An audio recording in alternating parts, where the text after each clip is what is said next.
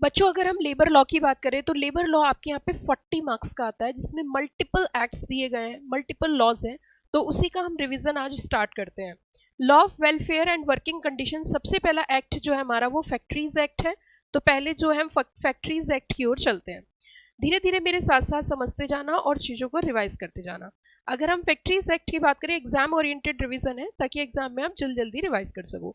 Act के object की बात करें तो इस एक्ट का जो मेन ऑब्जेक्ट है वो कंपनसेशन और एडिक्वेट फैसिलिटी प्रोवाइड करना है। किसको?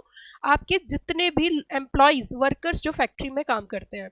अगर एक्ट की एप्लीकेबिलिटी की बात करें तो act is applicable to all over India. ये जो एक्सटेंड होता है ये ऑल ओवर इंडिया एक्सटेंड होता है। और उसी के साथ साथ अगर हम बात करें तो यहाँ पे जो वर्कर्स माइंस में, प्लांटेशन में, फैक्ट्रीज या कंस्ट्रक्शन प्रोपेल्ड व्हीकल्स में भी काम करते हैं या हजार्डियस ऑक्यूपेशन में काम करते हैं, वो भी यहाँ पे कवर किए गए हैं। अगर मेन ऑब्जेक्ट की अगर हम बात करें फैक्ट्रीज एक्ट की, तो सेफ्टी मेजर्स को बहुत विशेष रूप से सेफ्टी मेजर्स पे इन्होंने फोकस किया। Health and welfare of workers, दो बातें यहाँ पे ध्यान रखी जाएंगी, एक तो वर्कर्स की हेल्थ और दूसरे इन्होंने यहाँ पे बात करी है हेल्थ के साथ साथ कि एडिक्वेट सेफ्टी मेजर्स होने चाहिए कि अगर एक वर्कर फैक्ट्री में काम कर रहा है तो उसको सेफ्टी मेजर्स प्रोवाइड करने चाहिए। दूसरा यहाँ पे वेलफेयर ऑफ वर्कर्स। तो क्रक्स में अगर हम दोनों पॉइंट को कवर करें तो पहला पॉइंट है हमारा एडिक्वेट सेफ्टी मेजर्स और दूसरा है health and welfare of workers. Applicability की बात करें तो ये आपका पिक्चर में आया था 1 अप्रैल ईयर 1949, सभी फैक्ट्रीज पे लागू होता है। फैक्ट्री की डेफिनेशन जस्ट अभी हम पढ़ेंगे सेक्शन 2 क्लॉज एम के अंदर, सेक्शन 2 क्लॉज एम के अंदर डिफाइन की गई है। और एप्लीकेबिलिटी की बात करें तो एप्लीकेबिलिटी 10 और 20 की है, वो भी लेटर ऑन डिस्कस करेंगे। अगर हम बात करें यहाँ पे नॉन एप्लीकेबिलिटी की, तो ये किस किस के ऊपर एप्लीकेबल नहीं होता है, ये ध्यान देने वाली बात है। एक तो ये एप्लीकेबल नहीं होता रेस्टोरेंट्स पर, जितने भी रेस्टोरेंट्स है, ईटिंग प्लेस पर, क्योंकि आपने कभी नहीं सुना होगा कि एक जो है एक मिस्टर ए की डेथ हुई क्योंकि उसने चाउमीन बनाते बनाते कढ़ाई में गिरा, उसकी मृत्यु हुई। तो बहुत मुश्किल चांसेस है। तो उन पर होटल्स पे, रेस्टोरेंट्स पे, ईटिंग प्लेस पे, रेलवे रनिंग शेड्स और mobile units belonging to arm forces, इनके ऊपर ये वाला जो एक्ट्स है एप्लीकेबल नहीं होता। उसी के साथ माइंस पर भी ये एक्ट एप्लीकेबल नहीं होता है। अब हम थोड़ा सा आगे बढ़ेंगे और यहाँ पे बेनिफिट्स की बात करेंगे। बेनिफिट से पहले हम सबसे पहले यहाँ पे बात कर लेते हैं फैक्ट्री की, क्योंकि फैक्ट्री की डेफिनेशन बहुत बहुत ज़्यादा, फैक्ट्री की डेफिनेशन काफ़ी ज़्यादा इंपॉर्टेंट है। फैक्ट्री जो डिफाइन की गई है वो सेक्शन 2 क्लॉज एम के अंदर डिफाइन की गई है। और फैक्ट्री के अंदर आया प्रीमाइसेस इंक्लूड्स प्रेसेंट्स। प्रेसेंट्स का मतलब होता है आई स्पेस एनक्लोज्ड बाय वॉल्स, मतलब एक जगह उसके चारों तरफ जो है दीवारें हैं। अगर कहीं पर भी 10 और मोर वर्कर्स काम करते हैं, 10 और 20 की लिमिट चेक करनी है। 20 के केस में आपको without the aid of power चेक करना है, और 10 और मोर अगर with the aid of power पिछले 12 महीने में क्या कैरी ऑन कर रहे हैं, मैन्युफैक्चरिंग प्रोसेस, मतलब मेन चीज यही है इसमें, मैन्युफैक्चरिंग प्रोसेस कैरी ऑन कर रहे हैं, तो उस प्रीमाइसेस को या उस प्रेसेंट्स को फैक्ट्री ट्रीट किया जाता है। उस प्रीमाइसेस या उस प्रेसेंट्स को जो है फैक्ट्री ट्रीट किया जाता है। इट मीन्स यहाँ पे सेक्शन 2 क्लॉज एम के अंदर यही बात बोली गई है। सेक्शन 2 क्लॉज एम यही कह रहा है कि चाहे वो प्रीमाइसेस है, प्रेसेंट्स है, प्रेसेंट्स का मतलब होता है स्पेस एनक्लोज्ड बाय वॉल्स। उसी के साथ यहाँ पे एक्सक्लूड किसे किसे किया गया है, जैसे कि मैंने बताया था, माइंस को, होटल्स को, रेस्टोरेंट्स को, मोबाइल यूनिट्स को, mines units, arm forces, hotel और ईटिंग प्लेस, ये सब क्या किए गए हैं, एक्सक्लूड किए गए हैं। इसमें 2 एक्सप्लेनेशन दिए गए हैं। पहले एक्सप्लेनेशन में बोला गया है जब भी नंबर ऑफ वर्कर्स आप यहाँ पे चेक करोगे, कंप्यूट करोगे, तो यहाँ पे different relay, workers in different group and relay, वो भी आपको साथ में कवर अप करने हैं। दूसरे एक्सप्लेनेशन में यहाँ बोला गया है mere fact electronic data processing unit or computer unit installed in any premises shall not be considered to make it factory if no manufacturing process, अगर कंप्यूटर से कनेक्टेड असेंबलिंग वगैरह का काम चल रहा है तो उसे फैक्ट्री नहीं बोला जाएगा। Considering the following points is necessary for better understanding of factory, computation of workers different relay, मैंने आपको बता ही दिया। अब उसके बाद करते हैं statutory agencies and there powers for enforcement. तो स्टेट गवर्नमेंट को यहाँ मेन जिम्मेदारी सौंपी गई है, रिस्पॉन्सिबिलिटी जो एडमिनिस्ट्रेशन की वो स्टेट गवर्नमेंट की है। Reference to time of day, section 3 की अगर हम बात करें तो ये सेक्शन स्टेट गवर्नमेंट को पावर देता है कि आप क्या कर सकते हो, अपने रूल्स बना सकते हो इंडियन स्टैंडर्ड के हिसाब से, और अपने अकॉर्डिंग आप इसमें कुछ नियम्स बना सकते हो। Power to declare different departments to be separate factory और 2 और more factories to be declared as single factory, मतलब डिफरेंट डिपार्टमेंट को सेपरेट फैक्ट्री बोला जा सकता है, ये भी स्टेट गवर्नमेंट को ही पावर दी गई है। उसी के साथ यहाँ पे अगर हम क्रक्स की बात करें, डिपार्टमेंट ब्रांच ट्रीट की जा सकती है factory. On choice application before treating giving opportunity of being heard. जब भी कभी ऐसा बोला जाएगा कि आपके जो डिफरेंट डिपार्टमेंट और branch treated as factory treat किया जाएगा, तो ऐसा कुछ करने से पहले आपको प्रॉपर अपनी बात कहने का मौका दिया जाएगा। उसके बाद सेक्शन 5 पे आ जाते हैं। सेक्शन 5 के अंदर power to exam during public emergency. अगर हम बात करें, अगर कोई पब्लिक इमरजेंसी आ जाती है तो यहाँ भी पावर स्टेट गवर्नमेंट के पास है कि या तो सारे के सारे कुछ कुछ प्रोविजंस ऑफ इस एक्ट की एग्जाम्पशन दी जा सकती है। उसी के साथ साथ no such notification made for a period exceeding 3 months at a time. Power of state government to make rules in reference approval licensing और registration of factories, ये भी पावर स्टेट गवर्नमेंट के पास है अंडर सेक्शन 6 कि वो जो है ना आपके रजिस्ट्रेशन को लेके, लाइसेंस को लेके, अप्रूवल को लेके कुछ नियम बना सकते हैं। सेक्शन 6 में स्टेट गवर्नमेंट को एक और पावर दी गई। Purpose of the act submission of plans any class of description of factory, previous permission in writing of the state government, है ना। और उसी के साथ साथ जब भी कभी आप कोई फैक्ट्री स्टार्ट करोगे तो chief inspector to be obtained for the site, वो साइट पे जाके विजिट करके चेक करेगा।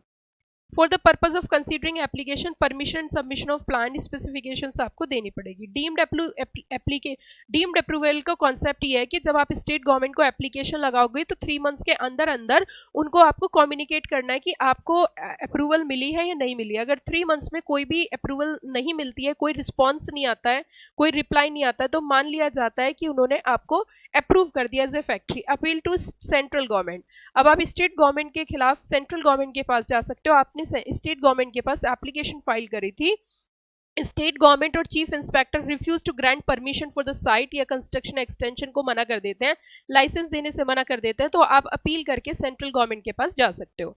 एजेंसीज की बात करें, इंस्पेक्टर अपॉइंटमेंट। इंस्पेक्टर अपॉइंटमेंट का मेन काम क्या होता है? इंस्पेक्शन करना कि जो फैक्ट्रीज एक्ट के प्रोविजन है, जो लेबर लॉज के प्रोविजन है, क्या उनको कंपाइल किया जा रहा है या नहीं किया जा रहा।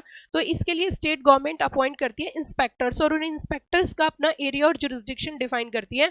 इंस्पेक्टर्स फैक्ट्रीज में जाके इंस्पेक्शन करते हैं और इंस्पेक्शन करने के बाद वो असिस्ट करते हैं गवर्नमेंट को। मतलब बेसिकली इनका काम होता है इंस्पेक्टर्स का वहाँ पे जाके इंस्पेक्शन करना और पता लगाना क्या लेबर लॉज का कंप्लाइंसेस है या नहीं है।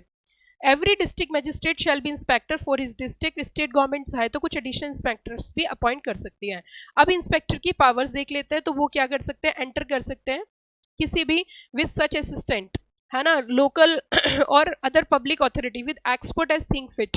तो उसी के साथ वो एग्जामिनेशन कर सकते हैं प्रेमाइसिस का, इंक्वायरी कर सकते हैं अगर कोई एक्सीडेंट हुआ है फैक्ट्री के अंदर, और वो रजिस्टर्स मांग सकते हैं जो रजिस्टर फैक्ट्री ओनर ने मेंटेन किए हैं, कॉपी ले सकते हैं उनकी, सीज कर सकते हैं, डायरेक्ट कर सकते हैं ऑक्यूपायर को कि आप है ना कोई भी, जब तक हम यहाँ पे पूरा अपना इंस्पेक्शन नहीं कर देते, कोई भी सामान को डिस्टर्ब नहीं करोगे।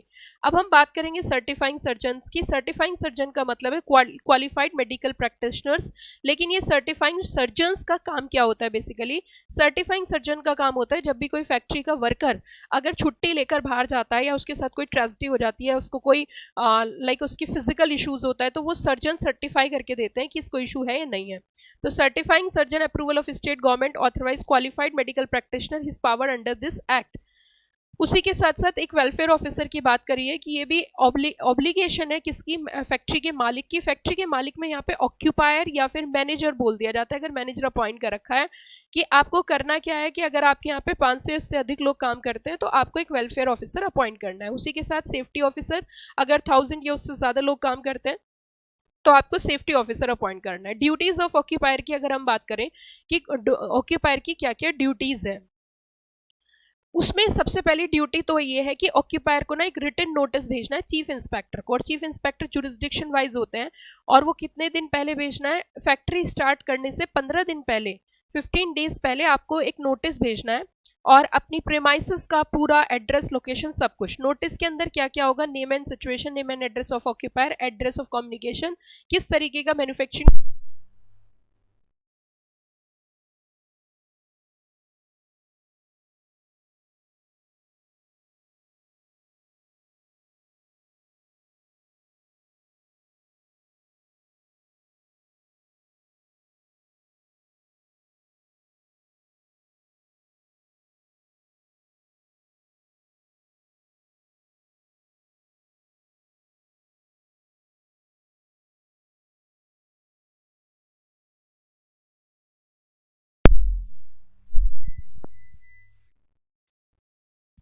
Total rated house, total rated horse power आप कितना इस्तेमाल कर रहे हो वो भी मेंशन होगा।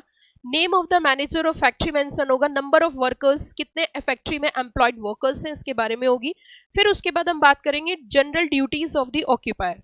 अगर जनरल ड्यूटीज ऑफ ऑक्यूपायर की हम बात करें, every occupier shall ensure reasonably practicable health safety welfares of all workers while they are work in factory। Occupier की ये भी ड्यूटी है, उसको provision and maintenance of plant safe होना चाहिए without any risk, safety measures उसको लेना है, इंस्ट्रक्शन और सुपरवाइजर को इंस्ट्रक्शंस देना है, और कंडीशन की यहाँ पे सेफ है और फील फ्री है। अब आगे हम बात करेंगे क्लीनलीनेस। क्लीनलीनेस का मतलब होता है साफ सफाई। तो ये भी जिम्मेदारी कहीं ना कहीं ऑक्यूपायर की है कि आपको साफ सफाई का विशेष रूप से ध्यान रखना है। क्लीनलीनेस में मतलब एंश्योरिंग क्लीनिनेस। और यहाँ पे और किस चीज को बोला गया है कि आपको एक चीज और ध्यान रखनी है, जो ड्रेन्स वगैरह होती हैं, जो नालियां वगैरह होती हैं, वो फुल नहीं होनी चाहिए कि वहाँ पे पूरा बहुत गंदी स्मेल आ रही है और वहीं पर ही वर्कर्स जो है वो काम कर रहे हैं। तो ड्रेनेज वगैरह की क्लीनिंग की जिम्मेदारी भी जो है वो ऑक्यूपायर की है कि आपको वो नीट एंड क्लीन मेंटेन करने हैं। Accumulation of dirt and refuse shall be removed. Floor of every workman shall be cleaned at least once in every week. Floor is liable to become wet in case of manufacturing process, क्योंकि गीला होता है तो वहाँ पे mishappening होने के chances हो जाते हैं। एक बार जितने भी बच्चे अभी क्लास ले रहे हैं एक बार जल्दी से बताइए, आइदर तो audio video clear, audio video proper है, ऑडियो वीडियो में तो कोई प्रॉब्लम नहीं है ना। चलिए ठीक है, आगे चलते हैं। जितने भी इनसाइड वॉल से पार्टीशन से वॉशेबल और वार्निश्ड आपको करनी है, रिपेंटेड करनी है, और कम से कम आपको once in every period of 3 years coat कराना है और वॉश करना है हर एक 6 महीने में। Disposal of waste and effluents की इफेक्टिव अरेंजमेंट्स आपको रखने हैं। वेंटिलेशन एंड टेम्परेचर की अगर हम बात करें तो जहाँ पे वर्कर्स काम करेंगे वहाँ पे फ्रेश एयर का सर्कुलेशन होना चाहिए, रीजनेबल टेम्परेचर होना चाहिए, नहीं कि एक लिमिट से ज़्यादा ह्यूमिडिटी है, adequate ventilation and reasonable temperature, proper measuring instruments, measures to be reduce excessive highly temperature. अगर बहुत ज़्यादा हाई टेम्परेचर रहता है क्योंकि भट्टियाँ चलती है, फैक्ट्री चलती है, तो उसके लिए आपको बहुत सारे टेम्परेचर को मेंटेन करने के लिए इक्विपमेंट्स का इस्तेमाल करना पड़ेगा। और आपको वॉल्स और रूफ जो है ना वो इस तरीके से मेंटेन करनी है ताकि कम से कम हीट हो। डस्ट एंड फ्यूम्स की अगर हम बात करें, certain manufacturing process like chemical, textile और jute et cetera which generate lot of dust and fumes और impurities injurious to the health of workers employed in factory. Therefore section 14 कुछ measures लेके आता है, वो कहता है effective measure should be taken to prevent inhalation accumulation of dust and fumes works room, क्योंकि अगर एक ही रूम में बहुत ज़्यादा डस्ट एंड फ्यूम्स रहेगी तो उससे एलर्जी के चांसेस होते हैं। एग्जॉस्ट अप्लायंसेस आपको रखने हैं, इंटरनल कंबंशन इंजन्स आपको यूज करने हैं।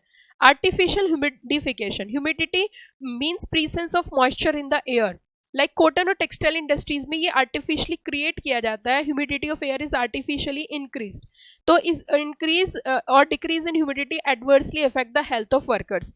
इन रेस्पेक्ट ऑफ ऑल फैक्ट्रीज जहाँ पे आर्टिफिशियली ह्यूमिडिटी होती है तो आपको एक स्टैंडर्ड्स मेंटेन करना है, प्रिस्क्राइब टेस्ट करने हैं, और सबसे बड़ी बात एडिक्वेट वेंटिलेशन और कूलिंग ऑफ द एयर का विशेष रूप से ध्यान रखना है। ओवर क्राउडिंग के लिए इन्होंने कहा ईच वर्कर के बीच में 14.2 क्यूबिक मीटर्स का कम से कम फासला होना चाहिए। लाइटनिंग की बात करें, लाइटनिंग नेचुरल और artificial both every part of factory, glaze window skylights होनी चाहिए, इनर आउटर सरफेस देख सके।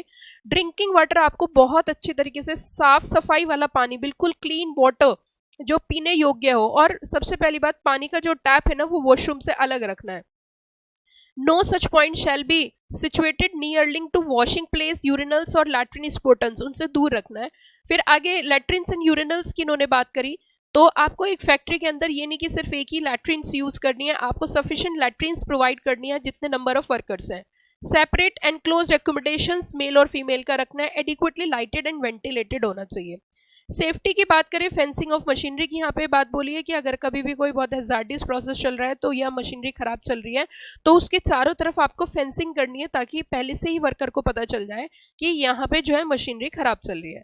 Worker on near machinery in motion, wearing tight and fitting clothes, और महिलाओं को तो यहाँ पे मना ही किया है, यंग वुमेन्स को, क्योंकि क्या होता है कि जो मशीन का राउंड राउंड कोई ऐसी चीज घूम रही होती है तो उसमें जो महिलाएं होती हैं उनकी साड़ी या सूट का कोई भी दुपट्टा उसमें आ सकता है, वो रोल ऑन हो सकता है, तो इसीलिए बोला जाता है कि उसके इर्द गिर्द जो है आपको टाइट और फिटिंग के कपड़े पहन के रखने हैं। यंग पर्सन्स जो है वो डेंजरस मशीन से दूर रखने हैं जब तक कि उनको प्रॉपर ट्रेनिंग ना प्रोवाइड की जाए, और एडिक्वेट सुपरविजन में एक सीनियर सुपरवाइजर उनके साथ रहेगा। String gears end devices for cutting of power. कई बार क्या होता है कि जैसे मशीन चल रही है और पुलीज चल रही है, तो पुली बहुत तेज तेज चलती है, लेकिन कभी कभी पुली टूट जाती है और पुली टूट के एकदम से वो कहीं भी शाउट हो सकता है, किसी को भी लग सकती है।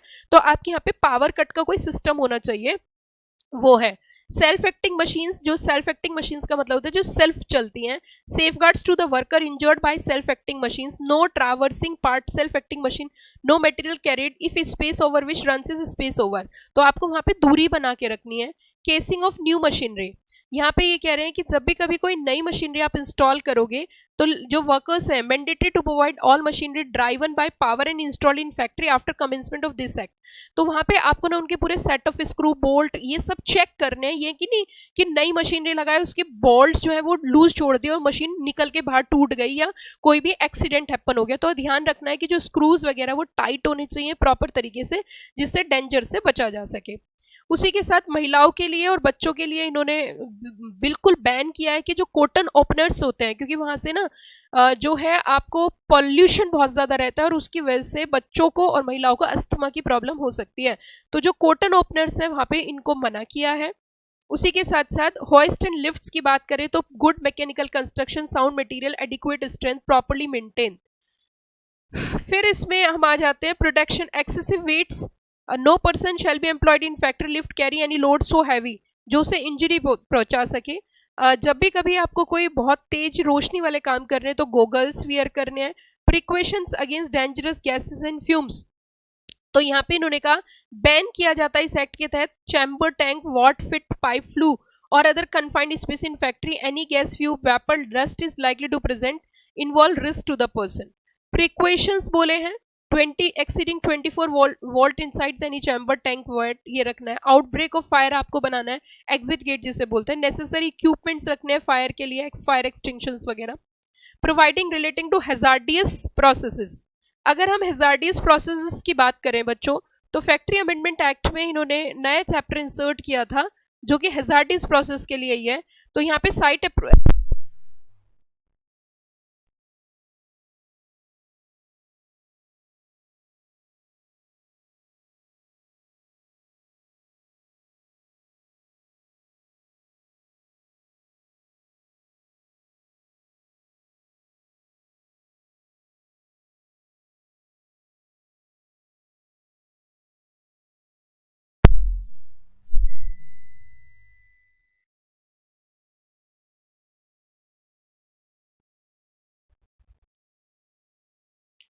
तो हम यहाँ पे साइट अप्रेजल कमेटी की बात कर रहे थे। द स्टेट गवर्नमेंट में for the purpose of advising it to consider application for grant permission for initial location of factory जहाँ हैजार्डियस प्रोसेस चलता है। और committee examine the application establishment of factory की वहाँ पे फैक्ट्री एस्टेब्लिश हो भी सकती है नहीं भी हो सकती। Compulsory disclosure of information by occupier, क्या क्या देनी है about the hazardous process information, measure to overcome in case of handling, storing, और किस तरीके से आप उसको प्रोसेसिंग वगैरह को मेंटेन करोगे। Specific responsibility of the occupier in relation to hazardous process, यहाँ पे इन्होंने कहा maintain accurate up to date health record आपको रखना है। Chemical, toxic, any other harmful substance अगर यूज करते हो। Such occupier appoint persons who possess qualification, experience जो कि हैजार्डियस प्रोसेस को हैंडल कर सके। और occupier provide medical examination of every worker before such worker is assigned handling और working hazardous substance. Special duty officer की अगर हम बात करें, मेंटेनेंस ऑफ रिकॉर्ड करेगा कि dealing, handling, storing, appoint qualified person for supervision, qualification depend upon choice of chief inspector. Power of central government की बात करें, in the event occurrence extraordinary situation involving factory, appoint inquiry committee जो standards check करेगी safety के। उसी के साथ साथ worker participation in safety management, जब सेफ्टी कमेटी बनाई जाएगी तो वर्कर्स को भी प्रॉपर इन्विटेशन जाएगा कि आप भी अपनी राय जो भी है आप उसे रख सकते हो। तो इसका जो वर्क होता है सेफ्टी कमेटी का वो मेंटेनिंग प्रॉपर सेफ्टी होता है। Right of workers to warn about imminent danger, अगर वर्कर कोई भी फैक्ट्री में काम कर रहा है हैजार्ड प्रोसेस में और उससे थोड़ा सा भी ऐसा लगता है कि कुछ ऐसा हो सकता है, तो same to give notice to the occupier, occupier को, एजेंट को, मैनेजर को इन्फॉर्म करेगा और सेम नोटिस वो इंस्पेक्टर को भी भेजेंगे कि यहाँ पे कुछ ऐसी घटना घट सकती है। ऑक्यूपायर, एजेंट, मैनेजर की सबसे पहली ड्यूटी होगी कि वो एक रेमेडियल एक्शन लेंगे ताकि इस हादसे को बचा सके। फिर हम बात करेंगे वेलफेयर की। बच्चों वॉशिंग फैसिलिटीज़ की बात करी है कि आपको एडिक्वेट सूटेबल फैसिलिटीज़ प्रोवाइड करनी है, सेपरेट एडिक्वेटली स्क्रीन फैसिलिटीज़ होनी चाहिए, वॉशरूम क्लीन होने चाहिए, वॉशिंग फैसिलिटी होनी चाहिए, कपड़ों की ड्राइंग सुखाने की प्रॉपर फैसिलिटी होनी चाहिए। और यहाँ पे ये भी बोला गया कि जो वर्कर्स वहाँ पे काम करेंगे उनके लिए बैठने की, ताकि वो थोड़ी देर बैठ के आराम कर सके, कुछ गपशप कर सके। फर्स्ट एड अप्लायंसेस की इन्होंने बात करी है, 150 वर्कर पे एक फर्स्ट एड का बॉक्स होना चाहिए। और ambulance room, provide a maintenance of ambulance room in a prescribe equipment in every factory. Ambulance shall be in charge of available during working hours medical and nursing staffs. Canteen की अगर हम बात करें, state government में make rules requiring occupier shall provide maintain a canteen. More than 250 workers are ordinarily employed without harming generally foregoing provisions.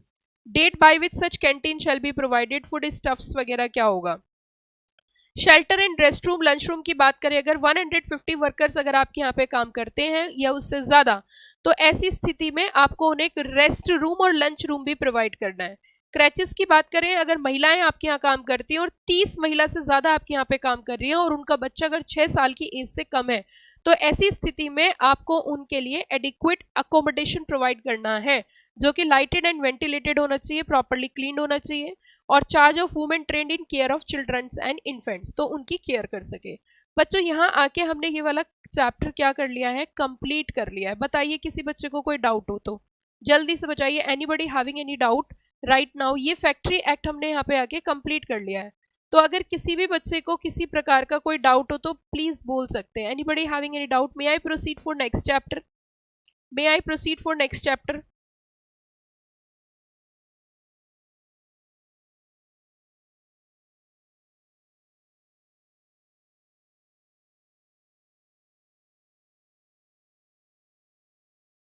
अगले chapter की ओर मैं चल रही हूँ, लेबर लॉ के। दैट इज द, ये भी law of welfare working condition है, कॉन्ट्रैक्ट लेबर के नाम से है, कॉन्ट्रैक्ट लेबर।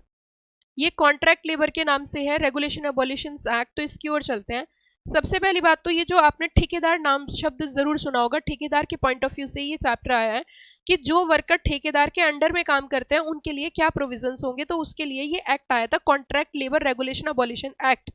उसी के साथ साथ यहाँ पे अगर हम सेक्शन 1 की बात करें तो ऑल ओवर इंडिया एप्लीकेबल होता है। एवरी एस्टेब्लिशमेंट जहाँ पे 20 उससे अधिक लोग काम करते हैं, every contractor who employer employed any day, किसी भी दिन अगर 20 उससे ज़्यादा उन्होंने काम किए, तो यहाँ पे आपको क्या करना होगा, AG after giving not less than 2 months notice of intention, और यहाँ पे आपको उसका क्या कराना पड़ेगा, रजिस्ट्रेशन कराना पड़ेगा। डेफिनेशन की अगर हम बात करें, कॉन्ट्रैक्ट लेबर का मतलब क्या है, a workman shall be deemed to be employed at contract labour in connection with work of establishment he is hired in connection with such work through a contractor with और without the knowledge of principal employer.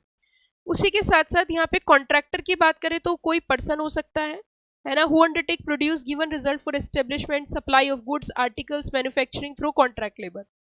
अब यहाँ पे हम board की बात करते हैं, तो सबसे पहले हम बात चलेंगे बच्चों एडवाइजरी बोर्ड की। और एडवाइजरी बोर्ड यहाँ पे जो है 2 तरीके के, एक सेंट्रल है और एक स्टेट है। एक सेंट्रल एडवाइजरी बोर्ड है और दूसरा स्टेट एडवाइजरी बोर्ड है। अगर सेंट्रल एडवाइजरी बोर्ड की बात करें तो constitution of central board in pursuance of section 3, तो central government shall constitute a board to be called central advisory, और इनका काम क्या होता है, सेंट्रल गवर्नमेंट को एडवाइस करना। सेंट्रल गवर्नमेंट को एडवाइस करना किससे connected, administration of this act, ठीक है। और सेंट्रल बोर्ड के अंदर होंगे, चेयरमैन होगा, चीफ लेबर कमिश्नर होगा, और मेंबर नोट एक्सीडिंग 17, जिसमें से 11 मेंबर कम से कम सेंट्रल गवर्नमेंट के होंगे। और उसी के साथ साथ कॉन्ट्रैक्टर और प्लस माइनिंग इंडस्ट्री से कनेक्टेड, और ओपिनियन ऑफ सेंट्रल गवर्नमेंट और to be represented on the central board में। स्टेट गवर्नमेंट की अगर हम बात करें, स्टेट गवर्नमेंट में जो आपकी स्टेट बोर्ड होता है वो एडवाइस करता है स्टेट गवर्नमेंट को connected to the administration of this act. और इसकी जो कंपोजिशन है उसमें कौन कौन होते हैं, chairman to be appointed by state government, labour commissioner ex officio, such number not exceeding 11, not less than 9। Power to constitute committee की अगर हम बात करें, सेंट्रल बोर्ड और स्टेट बोर्ड जब भी चाहे कॉन्स्टिट्यूट कर सकते हैं कमेटीज को, वो कब मिलेंगी, जब उन्हें सही लगता है वो तब मिल सकती हैं। Registration of establishment employing contract labour, appointment of registering officers, यहाँ पे इन्होंने कहा एजी ऑर्डर से रजिस्ट्रार ऑफिसर को अपॉइंट कर सकती है, appoint such persons being gazetted officer of government as think fit. उनकी ना रजिस्ट्रिंग ऑफिसर का एरिया डिफाइन कर देते हैं। और registration of certain establishment, section 7 ने साफ बोला है कि प्रिंसिपल एम्प्लॉयर जिसके लिए वो ठेकेदार काम करेगा, जिसका काम होगा प्रिंसिपल एम्प्लॉयर जो एस्टेब्लिशमेंट होगा वो एप्लीकेशन फाइल करेगा रजिस्ट्रेशन के लिए, अप्रोप्रिएट गवर्नमेंट नोटिफिकेशन देके ऑफिशियल गैजेट में फिक्स करेगी time period for making such application. आपका जो रजिस्ट्रेशन है वो रिवोक हो सकता है, लेकिन रिवोक कब हो सकता है उसकी भी कहानी समझिए। आपने रजिस्ट्रेशन जो अप्लाई किया वो झूठ बोलकर, मिसरिप्रेजेंट कर कर, सच्चाई छुपाकर अगर अप्लाई किया तो ऐसी स्थिति में आपका रजिस्ट्रेशन वापस हो सकता है, लेकिन रजिस्ट्रेशन वापस करने से पहले आपको अपनी बात कहने का पूरा मौका दिया जाएगा। अब यहाँ पे ये भी बोला है कि जब आप रजिस्ट्रेशन के लिए एप्लीकेशन फाइल करोगे तो आपकी एप्लीकेशन रिजेक्ट भी हो सकती है। कब कब? अगर आपकी रजिस्ट्रेशन की जो एप्लीकेशन है वो इनकम्प्लीट है या वो सही नहीं है, तो आप अमेंड करके भी दोबारा फाइल कर सकते हो। इफेक्ट ऑफ नॉन रजिस्ट्रेशन, अगर कोई भी कॉन्ट्रैक्ट लेबर, आपका प्रिंसिपल एम्प्लॉयर कॉन्ट्रैक्ट लेबर को तब तक काम पे नहीं बुला सकते जब तक अपना रजिस्ट्रेशन ना कर ले। Prohibition of employment of contract labour, section 10 में ये बात बोली गई है। Central board as a case में भी स्टेट बोर्ड प्रोहिबिट, बैन कर सकती है। कैसे? नोटिफिकेशन से कि contract labour in any process, operation और work in establishment, overriding power है एजी की, और ऐसा नोटिफिकेशन इशू करने से पहले वो भी अपना प्रॉपर बात करने का मौका देते हैं। सेक्शन 11 में अप्रोप्रिएट गवर्नमेंट अपॉइंट करेगी गेस्टेड ऑफिसर्स को, जो लाइसेंसिंग ऑफिसर्स होंगे डिफाइन करेंगे अपनी limit of jurisdiction regarding appointment of licensing officers. Licensing officers की अगर हम बात करें तो यहाँ पे इन्होंने साफ साफ बोला है अप्रोप्रिएट गवर्नमेंट ऑर्डर देके नोटिफाई करते के इन ऑफिशियल गेजेट अपॉइंट करेगी पर्सन्स एज गेस्टेड ऑफिसर्स, है ना, और उनका एरिया डिफाइन किया जाएगा। लाइसेंसिंग ऑफ कॉन्ट्रैक्टर्स, सेक्शन 12 में ये बोला गया कि एजी नोटिफिकेशन के through appoint no contractor to whom act apply shall undertake और execute any work through contract labour subject to the provision of act. Licence में कंटेन कंडीशंस, जब भी लाइसेंस ग्रांट किया जाएगा तो उसमें कंडीशंस होगी, hour of work, safety, adequate measures, और कुछ पैसे जमा किए जाएंगे। Welfare and health of contract labour की अगर हम बात करें तो कैंटीन की फैसिलिटी जो है आपको प्रोवाइड करनी है, और उसी के साथ साथ रेस्ट रूम्स प्रोवाइड करने हैं एज यूजुअल जो फैक्ट्री एक्ट में हमने पढ़े थे, और आपको उन्हें अल्टरनेटिव अकोमोडेशन देना है every year, halt at night तक, ताकि वो रात को रुक सके। अदर फैसिलिटीज़ की अगर हम बात करें, फर्स्ट एड फैसिलिटी प्रोवाइड करनी है, कप बॉक्स वगैरह रखने हैं। Liability of principal employer in some cases, if any amenity required to be provided under section 16, 17, 18, 19 contract labour के लिए, लेकिन वो कॉन्ट्रैक्टर ने प्रोवाइड नहीं किया, तो ये जिम्मेदारी जो आ जाती है वो प्रिंसिपल एम्प्लॉयर की आ जाती है, और प्रिंसिपल एम्प्लॉयर जो भी खर्चा करता है वो सब रिकवर कर लेता है। किससे? कॉन्ट्रैक्टर से, क्योंकि कॉन्ट्रैक्टर को जो पैसा देगा वो अपने खर्चे काटने के बाद देगा। Responsibility for payment of wages की अगर हम बात करें, section 21 contractor statutory responsible for payment of wages to each worker. Penalties and procedure बहुत सिंपल है, पेनल्टी आपको किसी की भी याद करने की जरूरत नहीं है। इंस्पेक्टिंग स्टाफ की बात करते हैं, अप्रोप्रिएट गवर्नमेंट नोटिफिकेशन देके ऑफिशियल गैजेट में अपॉइंट कर सकती है इंस्पेक्टर्स को, जिनका काम होगा इंस्पेक्शन करना। अब इंस्पेक्टर की क्या क्या पावर्स होगी, वो एंटर कर सकते हैं रीजनेबल आवर्स में, मतलब दिन में, आफ्टर, ऐसा नियम बोला जाता है before sunset and after sunrise, और उनके रजिस्टर रिकॉर्ड्स को एग्जामाइन कर सकती है, और वो चाहे तो उनमें से कोई भी सीज कर सकती है, उनकी कॉपी ले जा सकती है। Register and other records to be maintain, हर एक प्रिंसिपल एम्प्लॉयर और कॉन्ट्रैक्टर की जिम्मेदारी है कि उन्हें कुछ रजिस्टर्स मेंटेन करने हैं, जैसे कि रेट ऑफ वेजेस क्या पे कर रहे हो, और प्रिंसिपल एम्प्लॉयर को ये एग्जीबिशन के रूप में नोटिस प्रीमाइसिस पे लगाना है कि उनका आवर ऑफ वर्क क्या होगा और नेचर ऑफ ड्यूटी क्या होगी। उसी के साथ बच्चों आपका इसी यूनिट का ये वाला चैप्टर भी कंप्लीट हो जाता है।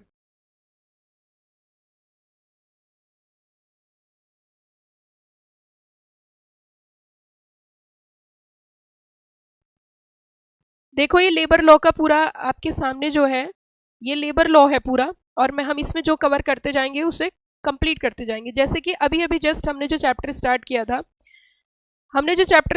वो फैक्ट्रीज एक्ट स्टार्ट किया था, तो फैक्ट्रीज एक्ट हमारा कंप्लीट हो गया। दूसरा चैप्टर हमने कॉन्ट्रैक्ट लेबर स्टार्ट किया, कॉन्ट्रैक्ट लेबर भी हमारा कंप्लीट हो गया है। अब हम तीसरे चैप्टर की ओर बढ़ेंगे और law of welfare, working condition, child and adolescent labour prohibited regulation की ओर चलेंगे। तो तीसरे चैप्टर की ओर बढ़ते हुए,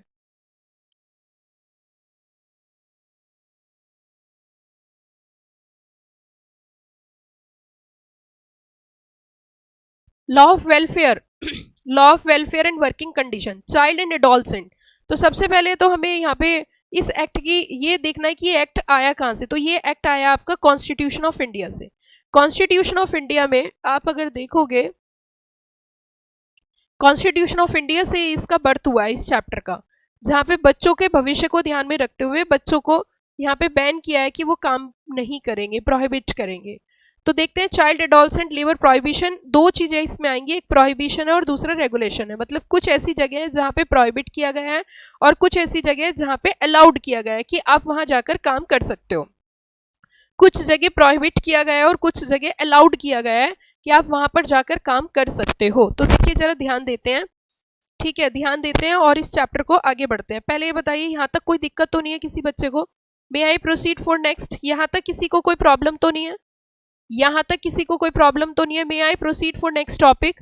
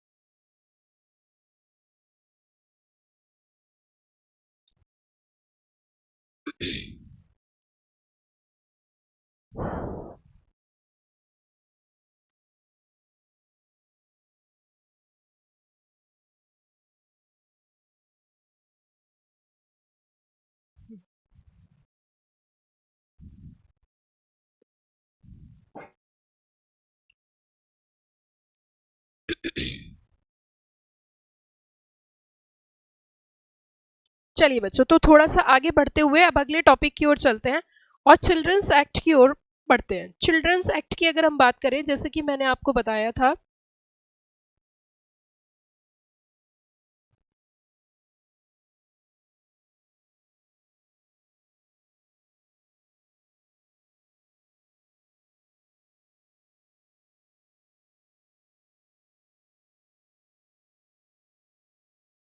देखो बेटा ध्यान दो। सबसे पहले तो हमें यही पता होना चाहिए कि चाइल्ड और एडोलसेंट के बीच में क्या अंतर है। तो अगर हम इस एक्ट की बात करें तो इस एक्ट में दो बातें बोली गई है। एक तो बोला गया है आपका प्रोहिबिशन और दूसरा बोला गया है रेगुलेशन। इसका मतलब अगर हम इससे समझे तो ये प्रोहिबिशन की बात भी कर रहा है और साथ में रेगुलेशन की बात भी कर रहा है। तो कुछ एरियाज तो ऐसे होंगे जहाँ पे कंप्लीटली बैन किया जाएगा और कुछ एरियाज ऐसे होंगे जहाँ पर अलाउड किया जाएगा। तो child and adolescent labour prohibition regulation act की अगर हम बात करें तो यहाँ इन्होंने प्रोहिबिट शब्द यूज किया है चिल्ड्रन को इन ऑल ऑक्यूपेशंस, ठीक है। तो दोनों शब्दों से अगर हम रेफरेंस दें तो देखो क्या बोला इन्होंने। इन्होंने कहा जो चाइल्ड होगा, चाइल्ड के लिए इन्होंने प्रोहिबिट किया है और उसी के साथ साथ आगे देखना, अब प्रोहिबिट किया एंगेजमेंट इन ऑल ऑक्यूपेशन, मतलब चिल्ड्रन तो किसी भी ऑक्यूपेशन में काम नहीं कर सकता। और प्रोहिबिट किया है एडोलसेंट को, एडोलसेंट को भी बैन किया है हैजार्डियस ऑक्यूपेशन में। तो देखो जो हैजार्डियस ऑक्यूपेशन है, हैजार्डियस ऑक्यूपेशन के केस में इन्होंने एडोलसेंट को भी मना किया है। इसका मतलब यहाँ से एक बात सामने निकल के आती है, यहाँ से एक बात सामने निकल के आती है कि एडोलसेंट जो है कुछ और जगह काम कर सकता है हैजार्डियस को छोड़कर, है ना, हैजार्डियस को छोड़कर। तो देखो इसमें क्रक्स में क्या हुआ, प्रोहिबिशन है, इट मींस कंप्लीटली बैन किया गया है, प्रोहिबिट किया है चाइल्ड को ऑक्यूपेशन एडोलसेंट हैजार्डियस ऑक्यूपेशन में, ठीक है। लेकिन अभी तो हमें यही नहीं पता अभी तो हमें यही नहीं पता कि चाइल्ड और एडोलसेंट के बीच में क्या अंतर है। तो देखो बिल्कुल ध्यान से समझना, अगर एडोलसेंट का मतलब हम समझे person who has not completed his 14 years of his age, sorry, adolescent की अगर हम बात करें, person who has completed his 14 years of age but not completed 18 years, 14 साल से ज्यादा 18 साल से कम है, तो ये है एडोलसेंट। चाइल्ड का मतलब है जिसने अपनी 14 ईयर्स ऑफ एज कंप्लीट नहीं करी, तो वो आपका चाइल्ड की कैटेगरी में। तो चाइल्ड तो कहीं पर भी काम नहीं कर सकते, ना ही फैक्ट्री में, ना ही नॉर्मल प्रोसेस में, ना ही हैजार्डियस प्रोसेस में, लेकिन एडोलसेंट हैजार्डियस के लिए बैन किया गया है। यहां तक क्लियर हो गया? एक बार रिप्लाई करके बताओ जल्दी से, ताकि हम आगे बढ़ सके। डे का मतलब यहाँ पे 24 ईयर्स बताया। एस्टेब्लिशमेंट सब कवर किया। देखो केस स्टडी आ सकती है, जैसे कि मैं बता रही थी, केस स्टडी आ सकती है। केस स्टडी में आपकी यहाँ पे एस्टेब्लिशमेंट क्या क्या कवर है, जैसे फॉर एग्जांपल कि एक शॉप है, उस पर एक छोटा बच्चा काम करता है जिसकी आयु जो है वो 12 साल है, जिसकी आयु 12 साल है, इज इट पॉसिबल कि वो वहां पे काम कर सकता है एज पर चाइल्ड एक्ट? तो इस तरीके से केस स्टडी बन सकती है। तो एस्टेब्लिशमेंट का मतलब है shop, commercial establishment, workshop, farm, residential hotel, restaurant, eating house, theatre, other place of amusement.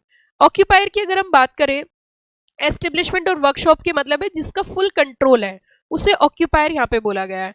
Prohibition of employment of children any occupation and process, section 3 ने प्रोहिबिशन से शुरुआत करी है, और प्रोहिबिशन का मतलब होता है कंप्लीट बैन।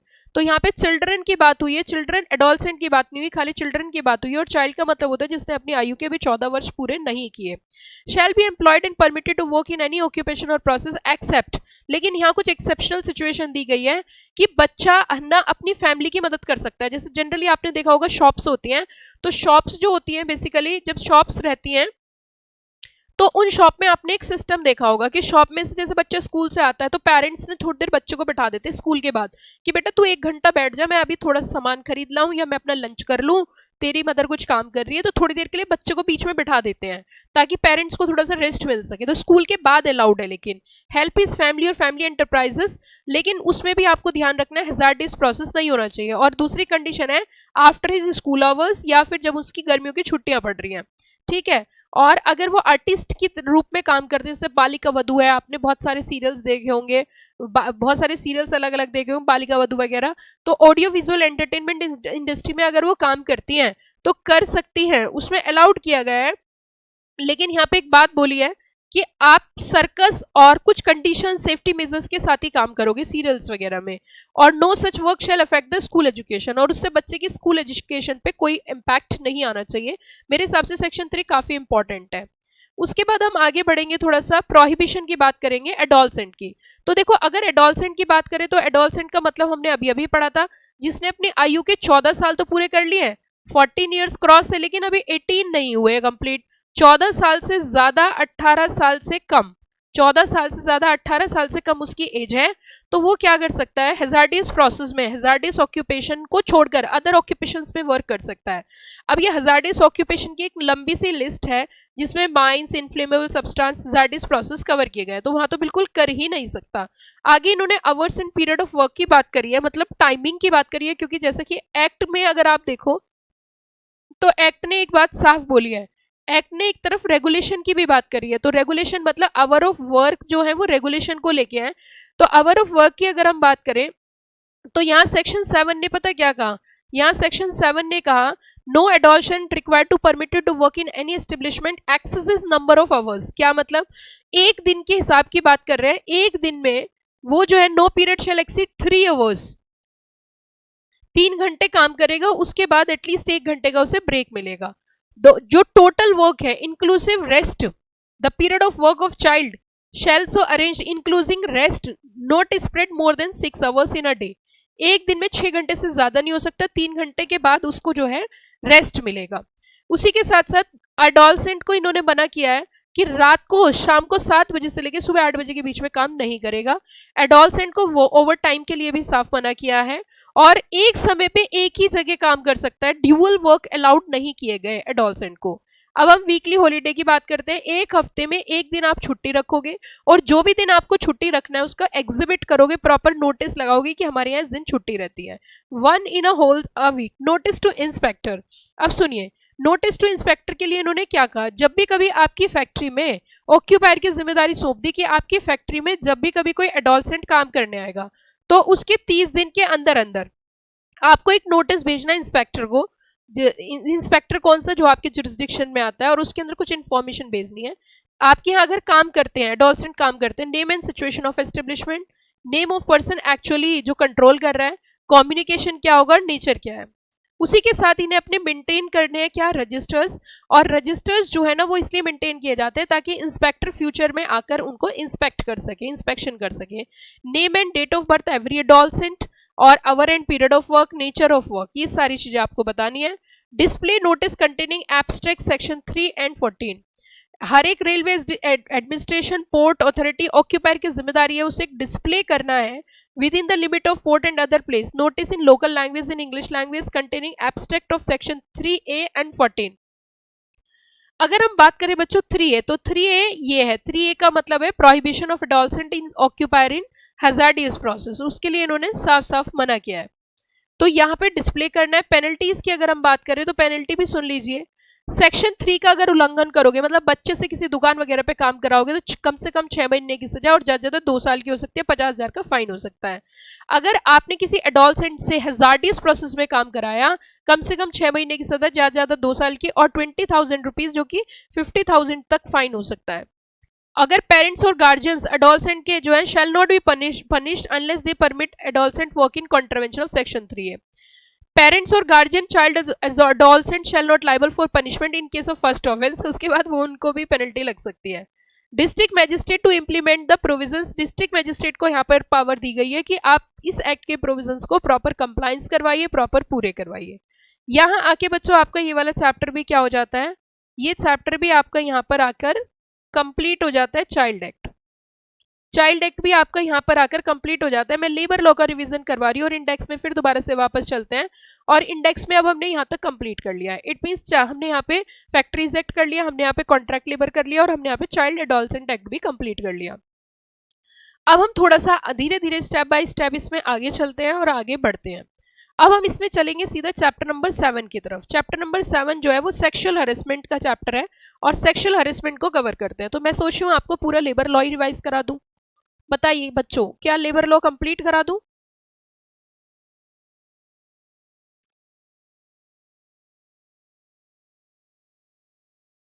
फुल करा दूं रिवीजन? समझ में आ रहा है? कोई दिक्कत तो नहीं हो रही? मतलब ब्रश अप हो रहा है ना? देखो, एग्जाम टाइम रिवीजन का मतलब सिर्फ इतना ही होता है कि बच्चे के प्रोविजन टिप्स पे नहीं होते, तो बच्चे को ना एक हेल्प मिल जाती है। जैसे कि अगर उसने आज सोचा कि मुझे लेबर लॉ रिवाइज करना है, तो हो सकता है उसका पूरा दिन वेस्ट हो जाए लेकिन उसका रिवीजन ना हो पाए, तो टीचर्स के थ्रू बस एक हेल्प मिल जाती है, मोटिवेशन आ जाता है। तो बताइए जल्दी से, पूरा लेबर लॉ रिवाइज करा दूं? मतलब जिस सेंस में, जिस तरीके से, जिस फ्लो से मैं आपको रिवाइज करा रही हूँ, इसी में। चलिए ठीक है, तो अब आगे बढ़ते हैं अगले चैप्टर की ओर, जो कि हमारा लास्ट चैप्टर है, सेक्सुअल हरेसमेंट। तो पहले इसको कवर कर लेते हैं, फिर उसके बाद आगे बढ़ेंगे। तो आ जाइए बच्चों, अगर हम सेक्सुअल हरेसमेंट की बात करें तो ये जो एक्ट आया था ये किसकी गाइडलाइंस पे था? ये विशाखा गाइडलाइंस थी, और एक भंवरी देवी का केस हुआ था राजस्थान में। तो भंवरी देवी के केस को डील किया था आपके विशाखा ने, तो विशाखा जजमेंट आया था। और जब ये एक्ट नहीं आया था तो जितनी भी वर्क प्लेस है वहां पे विशाखा गाइडलाइंस के नाम से फॉलो की जाती थी। और इस एक्ट का एकमात्र उद्देश्य, जो हमारी सिस्टर्स या मदर्स या महिलाएं, माँ बहनें जो काम करती हैं, मदर्स वगैरह महिलाएं जो काम करती है, फीमेल्स जो वर्क करती है, वो इनसिक्योर फील ना करें, उनकी सिक्योरिटी के लिए एक्ट आया था। तो अब हम इसमें धीरे धीरे स्टेप बाय स्टेप आगे चलते हैं। Sexual harassment of women at work place, prevention, prohibition, redressal. तो यहाँ पे देखिए 3 बातें इस एक्ट में बोली जाएंगी, जो 3 पॉइंट ऑफ व्यू से मैं आपके साथ डिस्कस करूंगी। एक है प्रिवेंशन, दूसरा है प्रोहिबिशन, और तीसरा redressal. Prevention is better than cure, किस तरीके की स्थिति ना बने, तो स्थिति ना बने तो उसके लिए प्रोविजन है। प्रोहिबिशन मतलब बैन किया गया है। और तीसरा, अगर किसी महिला के साथ कुछ गलत हो जाता है तो उसकी कंप्लेंट्स कैसे एड्रेस की जाएगी, रीएड्रेस की जाएगी। ये 3 बातें यहाँ पे की जाएंगी। तो चलिए अब थोड़ा सा हम आगे बढ़ते हैं।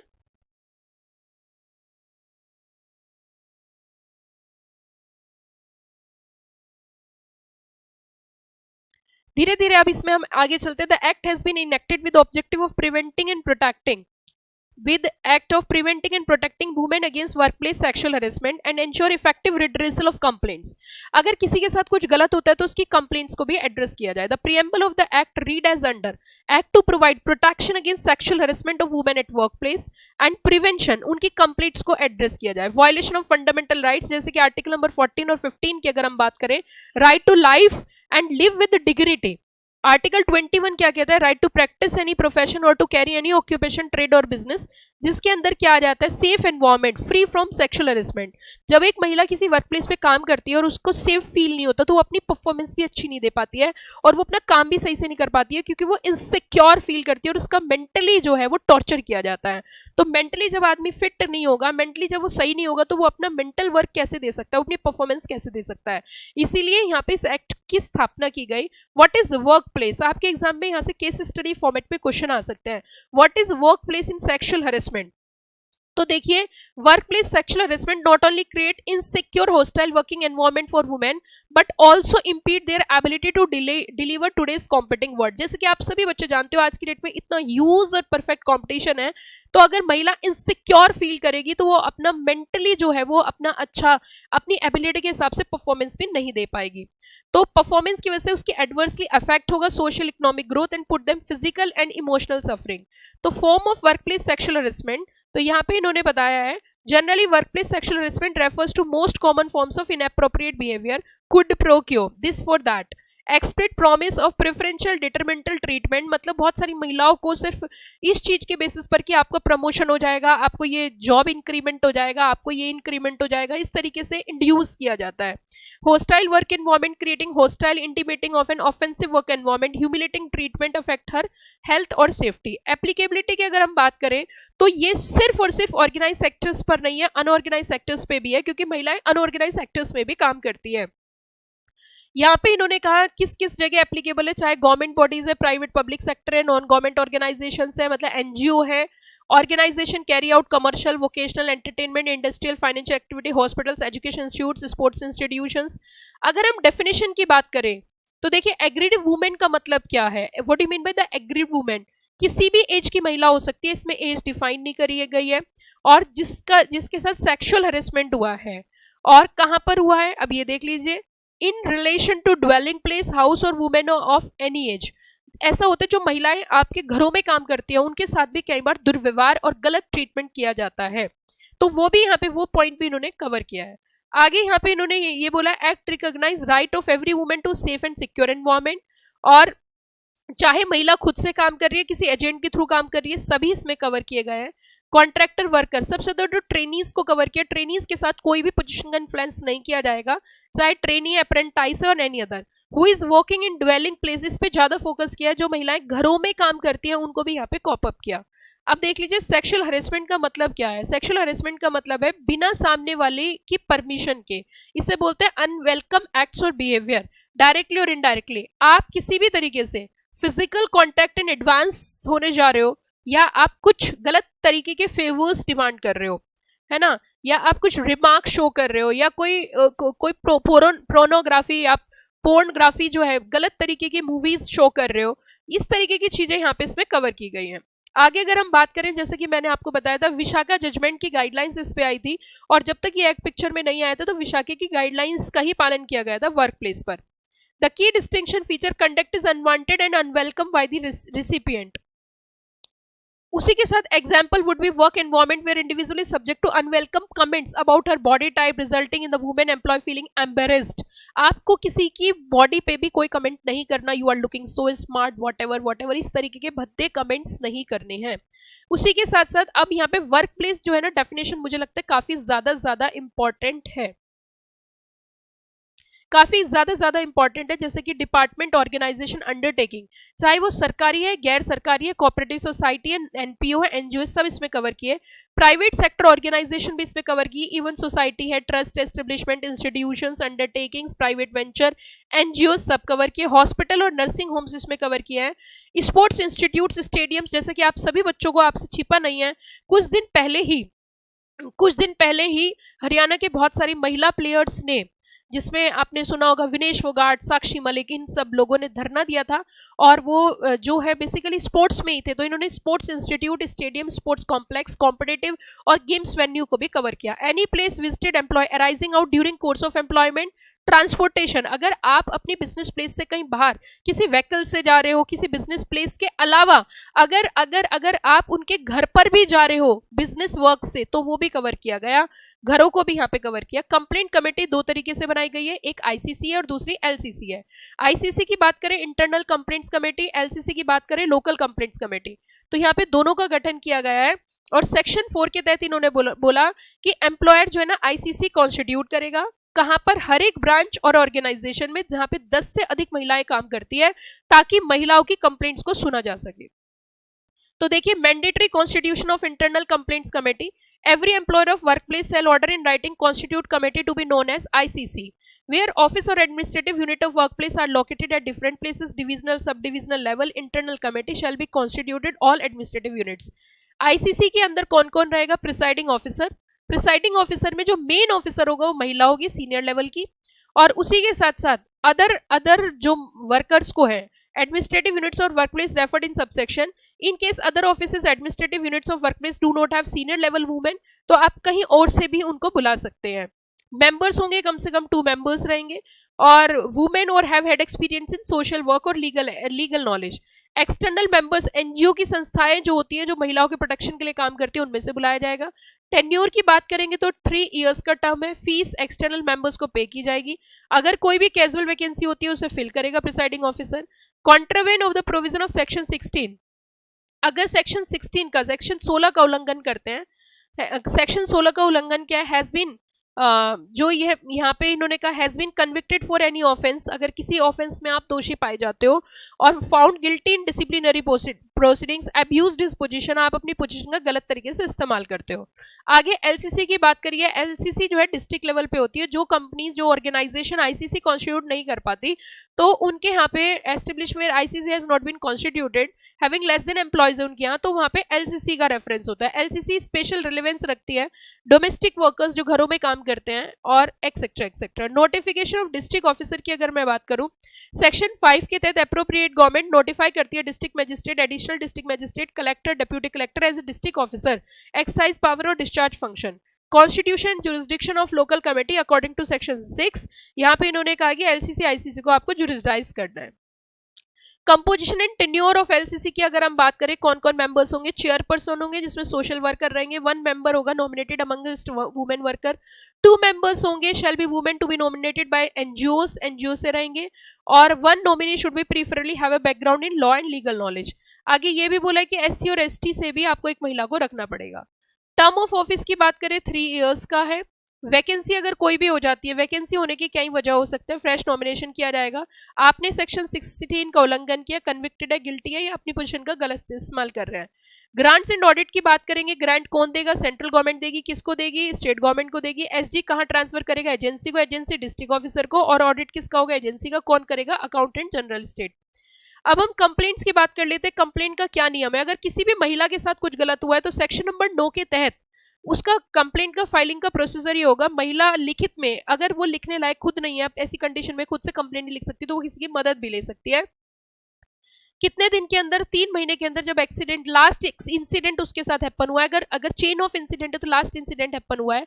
Provided where such complaint can not made in writing, presiding officer और any member of ICC chairperson shall render all reasonable assistance to workman for making complaint in writing.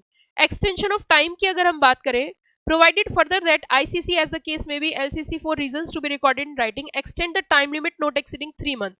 If it is satisfied that circumstance where such prevented women for filing complaint within said period. अगर महिला physical और mental incapacity और complaint नहीं लिख पा रही है, तो या तो उसके लीगल हायर्स या कमेटी जो है वो खुद से भी कंप्लेंट लिख सकती है। उसी के साथ कंसिलेशन की भी बात हुई है। कंसिलेशन की, इस मुद्दे को बिना कोर्ट में जाए निपटा लिया जाए सेटलमेंट के लिए, और no monetary settlement made as basis of conciliation shall record the settlement so arrive forward the same to employer of district officer. अगर सेटलमेंट हो गया तो फिर कोई फर्दर इंक्वायरी नहीं होती। इंक्वायरी इनटू कंप्लेंट, जैसी procedure for conducting inquiry into complaint subject to provision of section 10 ICC LCC as the case may be, respondent proceed to inquiry into complaints and forward the complaint to the police 7 days from the registering a case। जैसी complaint forward की जाती है police के पास, तो police case को register कर लेती है, और ऐसा कुछ करने से पहले भी उनको अपना पूरा बात कहने का मौका दिया जाता है। अब यहाँ पे पॉश एक्ट जो एप्लीकेबल होता है, inquiry into complaint of workplace sexual harassment, same civil court वाली पावर होती है, जैसे कि समन इशू करना, डॉक्यूमेंट्स मंगवाना, इंक्वायरी बिठाना। Action during pendency of inquiry, जब इंक्वायरी पेंडिंग चल रही होती है तो सबसे पहली जो महिला है उस प्लेस से उठाकर दूसरी प्लेस पर भेज दी जाती है, और या फिर उसको छुट्टी दे दी जाती है 3 महीने की, या उसे कोई और रिलीफ मिलती है। Inquiry into the report, report के अंदर इंक्वायरी करने के बाद अगर पता चलता है allegations, conclusion, allegation against respondent has not been proved, तो यहाँ पे कोई एक्शन नहीं लिया जाता। आईसीसी अगर ये बात प्रूव कर देती है, take action for sexual harassment is misconduct as per service rule, तो डिडक्ट, तो यहाँ पे इन्होंने कहा उसकी सैलरी में से पैसे डिडक्ट होंगे। पनिशमेंट फॉर फॉल्स और मैलिशियस कंप्लेंट, आप झूठी कंप्लेंट्स अगर फाइल करोगे आईसीसी एलसीसी को, तो एग्रीड वुमेन के अगेंस्ट, महिला के अगेंस्ट जो है एक्शन लिया जाएगा। Prohibition publication of making non contents complaint inquiry, अच्छा ये भी बात है कि जब तक वो कंप्लेंट चल रही है, इंक्वायरी चल रही है, तो किसी भी तरीके की कोई भी जानकारी सोसाइटी को नहीं देनी है, प्रेस रिलीज या मीडिया को नहीं देनी है। उसी के साथ साथ ये सेक्शन 16 का उल्लंघन की वजह से ना जो कमेटी के मेंबर्स होते हैं उनको हटा भी दिया जाता है। सेक्शन 16 का उल्लंघन है कि जब तक महिला के खिलाफ कोई कंप्लेंट, महिला की कोई कंप्लेंट है, उसके खिलाफ इंक्वायरी चल रही है, जब तक इंक्वायरी का कोई रिजल्ट नहीं आ जाता, उस महिला का आप डिस्क्लोजर नहीं करोगे, नाम वगैरह डिस्क्लोज नहीं करोगे, रेपुटेशन खराब होती है, प्रेस रिलीज और मीडिया में जाई जाओगे। सेक्शन 17 में यहाँ पे पेनल्टी दी गई है। पेनल्टी मतलब वही सर्विस रूल्स एप्लीकेबल होते हैं। एम्प्लॉयर की क्या क्या ड्यूटी बताइए यहाँ पे, provide safe working environment, display conspicuous place in work place, organise workshop, awareness programme के बारे में, necessary facility to ICC, assist in securing attendance, make available information to ICC. District officers की मॉनिटरिंग की power है, और take measures as may be necessary for engaging NGOs, NGO को involve करें। यहाँ आके बच्चों आपका ये वाला चैप्टर भी कंप्लीट हो जाता है जो कि अभी अभी हमने पढ़ा था। इसमें आपका सेक्सुअल हैरेसमेंट भी कंप्लीट हो गया, ये आपका सेक्सुअल हैरेसमेंट भी हमने कंप्लीट कर लिया।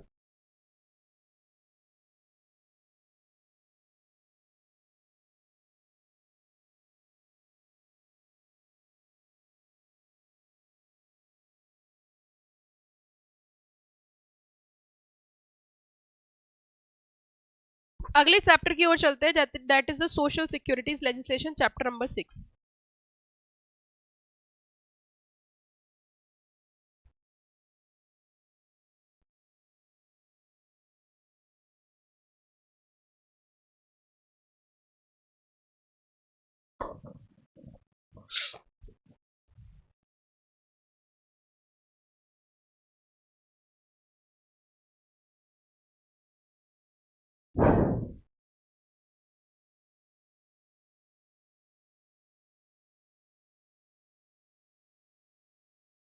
देखो बच्चों, सोशल सिक्योरिटीज लेजिस्लेशन में नंबर ऑफ यूनिट्स हैं, और हम इसमें की पॉइंट्स कवर अप करेंगे, क्योंकि हम एग्जाम के पॉइंट ऑफ व्यू से रिवीजन सेशन कर रहे हैं, तो की पॉइंट्स ब्रश अप हम करेंगे।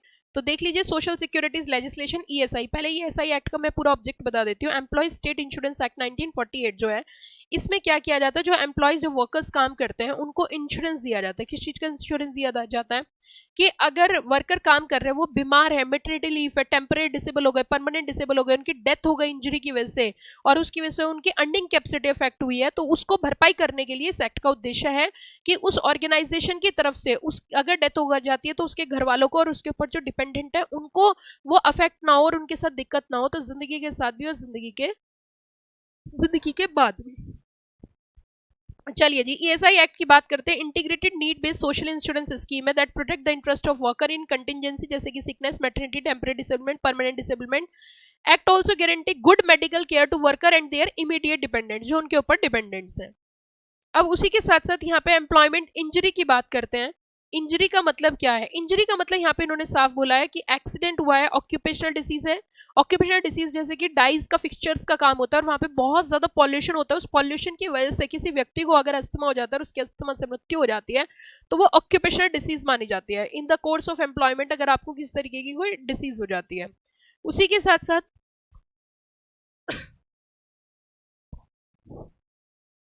Personal injury to employee cause by accident, वो अब फैक्ट्री में काम कर रहे हैं, फैक्ट्री के काम से कहीं बाहर जा रहा है, फैक्ट्री में काम कर रहे हैं, फैक्ट्री के काम से कहीं बाहर जा रहा है, वो दोनों चीजें यहाँ पे कवर किए गई हैं। तो ज्योग्राफिकल लोकेशन की बात करें, अगर नेक्सस है एक्सीडेंट में, सर्कमस्टांस एक्सीडेंट एंड एम्प्लॉयमेंट के बीच में अगर डायरेक्ट कनेक्शन है, डायरेक्ट नेक्सस है, तो ऐसी स्थिति में वो during the course of employment ही मान लिया जाएगा। अब जैसे एक मजदूर है, फैक्ट्री के काम से कहीं बाहर जा रहा है, तो बाहर जा रहा है तो उसको कवर किया जाएगा क्योंकि वो फैक्ट्री के वर्क से ही जा रहा है। उसके बाद बच्चों इसमें जो मेन प्रोविजंस हमारे आते हैं, डिसेबलमेंट। अगर डिसेबलमेंट की बात करें तो disablement is of two types, temporary disablement, permanent disablement. Temporary दो तरीके की हो सकती है, पार्शियल फुल, और परमानेंट भी दो तरीके की हो सकती है, partial full. Permanent partial disablement, permanent partial disablement, एक हाथ पूरे तरीके से कट गया, एक हाथ टूट गया। परमानेंट पार्शियल, परमानेंट हुई है, कटा है और एक ही कटा है, तो पार्शियल हो गया, परमानेंट हो गया।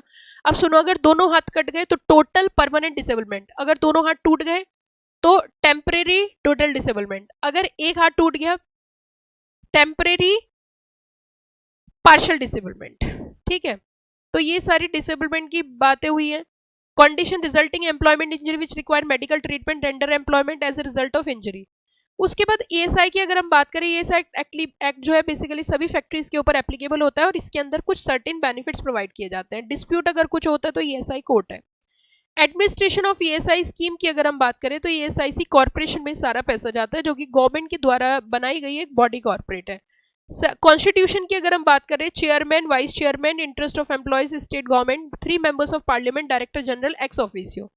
पावर ऑफ कॉर्पोरेशन की अगर हम बात करें, improvement of health and worker of insured person, और उसी के साथ साथ एक्वायर कर सकती है अपने नाम से प्रॉपर्टी, इन्वेस्ट कर सकती है पैसे को, लोन ले सकती है, डिस्चार्ज कर सकती है। रीजनल बोर्ड की बात करें तो यहाँ पे जो कॉर्पोरेशन है ना, वो रीजनल बोर्ड और लोकल कमेटीज बनाई जाती है। विंग्स ऑफ कॉर्पोरेशन के दो विंग्स है, एक स्टैंडिंग कमेटी है, स्टैंडिंग कमेटी जो है एडमिनिस्ट्रेशन को देखती है कॉर्पोरेशन के और जनरल सुपरिटेंडेंस करती है।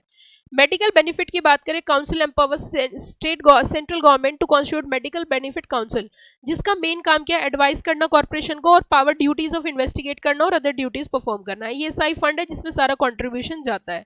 पर्पज फॉर विच फंड में भी expanded, payment for benefits of provision of medical treatment, fees allowance जा सकती है, सैलरी जाती है, और हॉस्पिटल डिस्पेंसरी को पैसा यहीं से जाता है। कंट्रीब्यूशन की बात करें तो दोनों तरफ से कंट्रीब्यूशन होता है, एम्प्लॉयर एंड एम्प्लॉय की तरफ से। यहाँ पे एम्प्लॉयर कर सकता है 3.52% ऑफ द वेजेस और employees 0.75% of wages. Contribution payable in respect of each wage period shall ordinarily fall due on the last day of wage period. Principal employer to pay contribution in the first instance. Recovery of contribution from immediate employer, अगर आप किसी के through काम कर रहे हैं और आपने अगर प्रिंसिपल एम्प्लॉयर ने पैसा पे कर दिया तो वो सारा इमीडिएट एम्प्लॉयर से रिकवर कर सकता है। अगर बेनिफिट्स की बात करें, पीरियडिकल पेमेंट्स है, पीरियडिकल पेमेंट सर्टिफाई करे जाएंगे किससे, मेडिकल प्रैक्टिशनर से, इंश्योर्ड पर्सन को।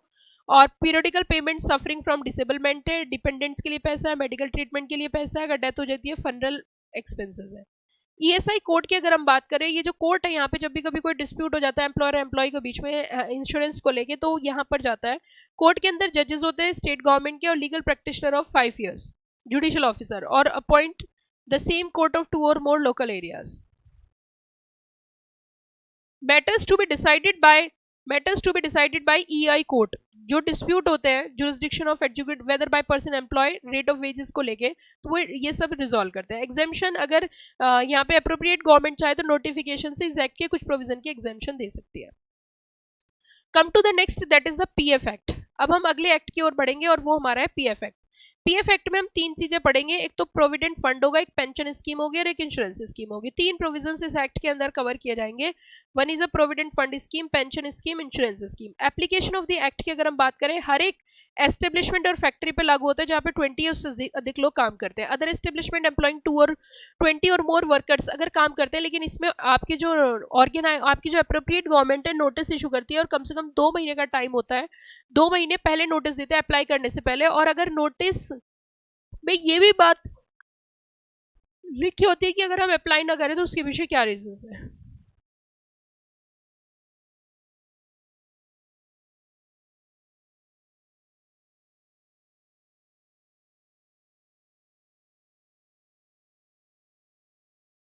आगे हम कंट्रीब्यूशन की बात करेंगे। As per section 6, contribution which shall be paid by employer to fund shall be 10% of basic wages and DA. उसी के साथ एम्प्लॉय जितना चाहे वो क्या कर सकता है, अपना कंट्रीब्यूशन दे सकता है। अब हम इसमें पेंशन स्कीम की बात करते हैं, सेक्शन 6A के तहत आई थी। और PF subscriber who were not member of family pension scheme have an option to join the scheme. और ये जो यहाँ पे जो इसकी जो स्कीम की ऑपरेशन में आई थी 1995 में, including those covered under VRS have an option to join scheme. Minimum 10 years contribution आपका होना चाहिए। Monthly pension in the following contingency, आपको ना मंथली पेंशन मिला करेगी अगर आपका सुपर एन्वेशन हो रहा है। सुपर एन्वेशन मतलब आपकी एज पूरी हो गई 58 ईयर्स, डेथ आफ्टर रिटायरमेंट है, या चिल्ड्रन पेंशन मिलेगी, ऑर्फन पेंशन मिलेगी।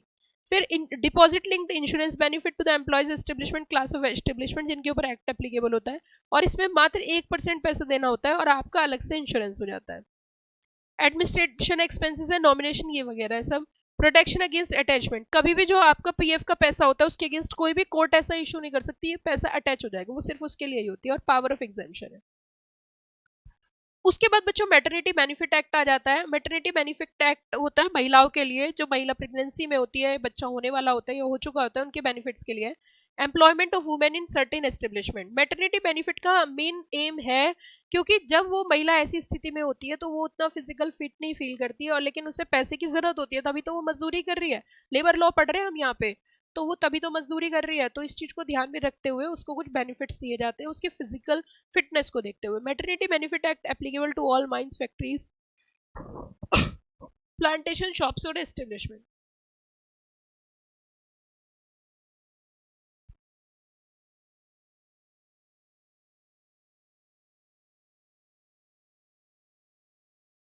यहाँ पे प्रोहिबिशन की भी बात हुई है बच्चों, प्रोहिबिट भी किया under certain periods, prohibition under certain periods, यहाँ पे प्रोहिबिशन भी लगा है कि कुछ ऐसी स्थिति है जहाँ पे आपको प्रोहिबिट किया गया है। Section 4 of the act provides no employer knowingly employ a person any establishment during 6 weeks immediately the day of her delivery. 6 weeks तक तो बिल्कुल अलाउड ही नहीं किया जाता, बैन किया जाता है, नो वर्क नहीं कर सकती। और उसी के साथ साथ pregnant women make a request for employer he shall not given to during the period of 1 month immediately period of 6 weeks. Expected delivery, जो भी उसकी एक्सपेक्टेड डिलीवरी होती है ना, उससे पहले भी नोटिस दे के बता दिया जाता है कि सर मैं इस डेट से नहीं आऊंगी। उसी के साथ साथ right to payment of maternity benefits, maternity benefit range of every average daily wage for the period of actual absence, and उसी के साथ up to delivery actual day of her delivery and any period immediately following that, तो वहां पे उसको उसको जो है पूरा पैसा दिया जाता है घर पे रहने पे। Notice of claim for maternity benefit, section 6 ने यहाँ पे बताया है, as per section may give notice in writing prescribe form to her employer stating her maternity benefits and amount क्या कितनी है कैसे है। और in case woman who is pregnant, such notice state the date from which she will absent and not being date earlier than 6 weeks from the date of expected delivery.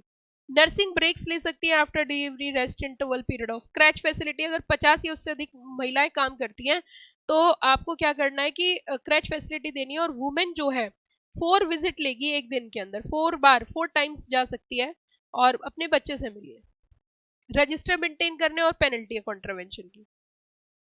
उसके बाद बच्चों इसमें अगला एक्ट आ जाता है ग्रेचुटी एक्ट। ग्रेचुटी वर्ड जो आया वो आया ग्रेशिशियस से, और ग्रेशिशियस का मतलब होता है गिफ्ट। अगर कोई भी एम्प्लॉयर लगातार कॉन्टिन्यूस 5 साल काम करता है बिना ब्रेक के, बिना डिसकॉन्टिन्यूटी के, तो उसे एम्प्लॉयर की तरफ से कुछ बेनिफिट्स दिए जाते हैं जिसे बोलते हैं ग्रेशिशियस पेमेंट्स या ग्रेचुटी।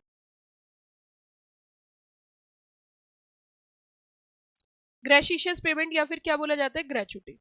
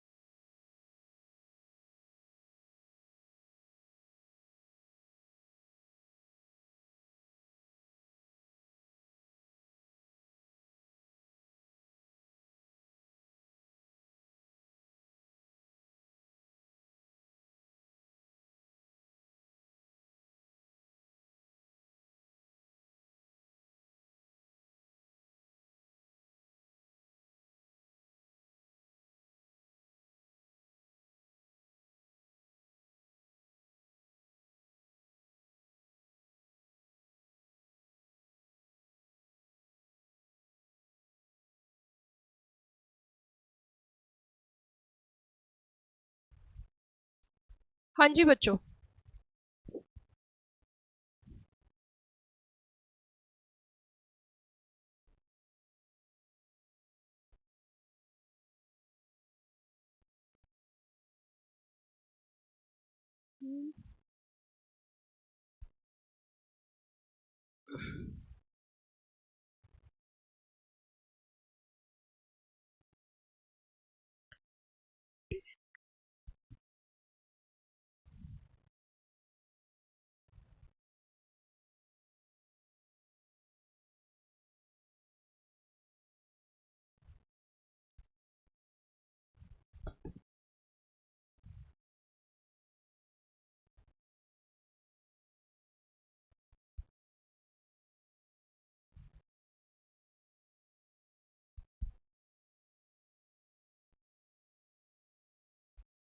पेन।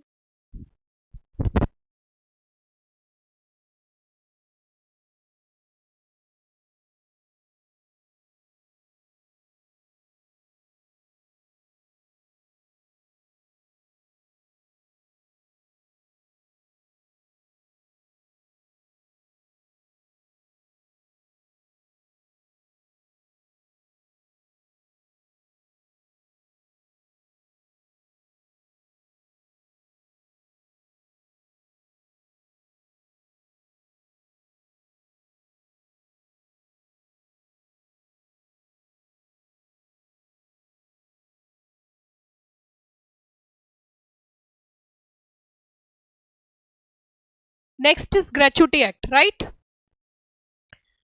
अगर ग्रेचुटी की हम बात करें तो ग्रेचुटी वर्ड जो है वो ग्रेशिशियस से है। ग्रेचुटी वर्ड की अगर हम बात करें, ये बच्चों वर्ड आए ग्रेशिशियस से, और ग्रेशिशियस का मतलब होता है गिफ्ट।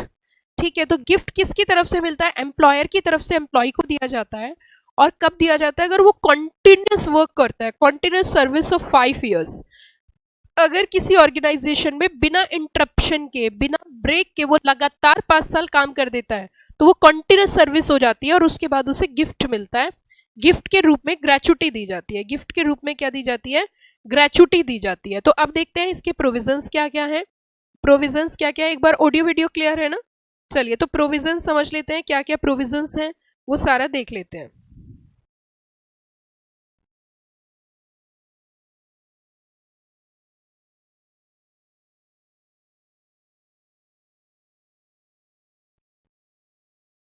हाँ जी, तो अगर हम बात करें यहाँ पे तो ये किस किस के ऊपर एप्लीकेबल होता है, किस किस पर लागू होता है, तो लागू में जरा देख लीजिए। Factories, mines, oil fields.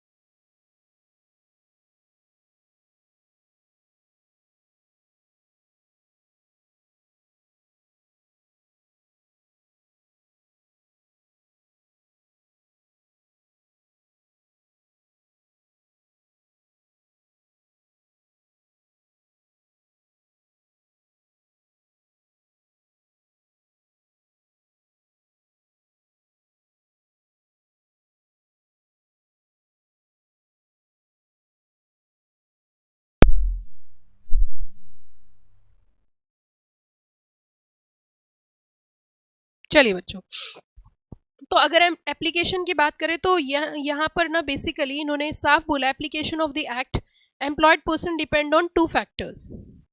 और 2 फैक्टर्स में अगर हम देखें, 2 फैक्टर्स अगर हम देखें, सेकेंडली सबसे पहले एस्टेब्लिशमेंट होनी चाहिए, और दूसरी बात वो एम्प्लॉय होना चाहिए। एम्प्लॉय की डेफिनेशन में कवर होना चाहिए। Who is an employ?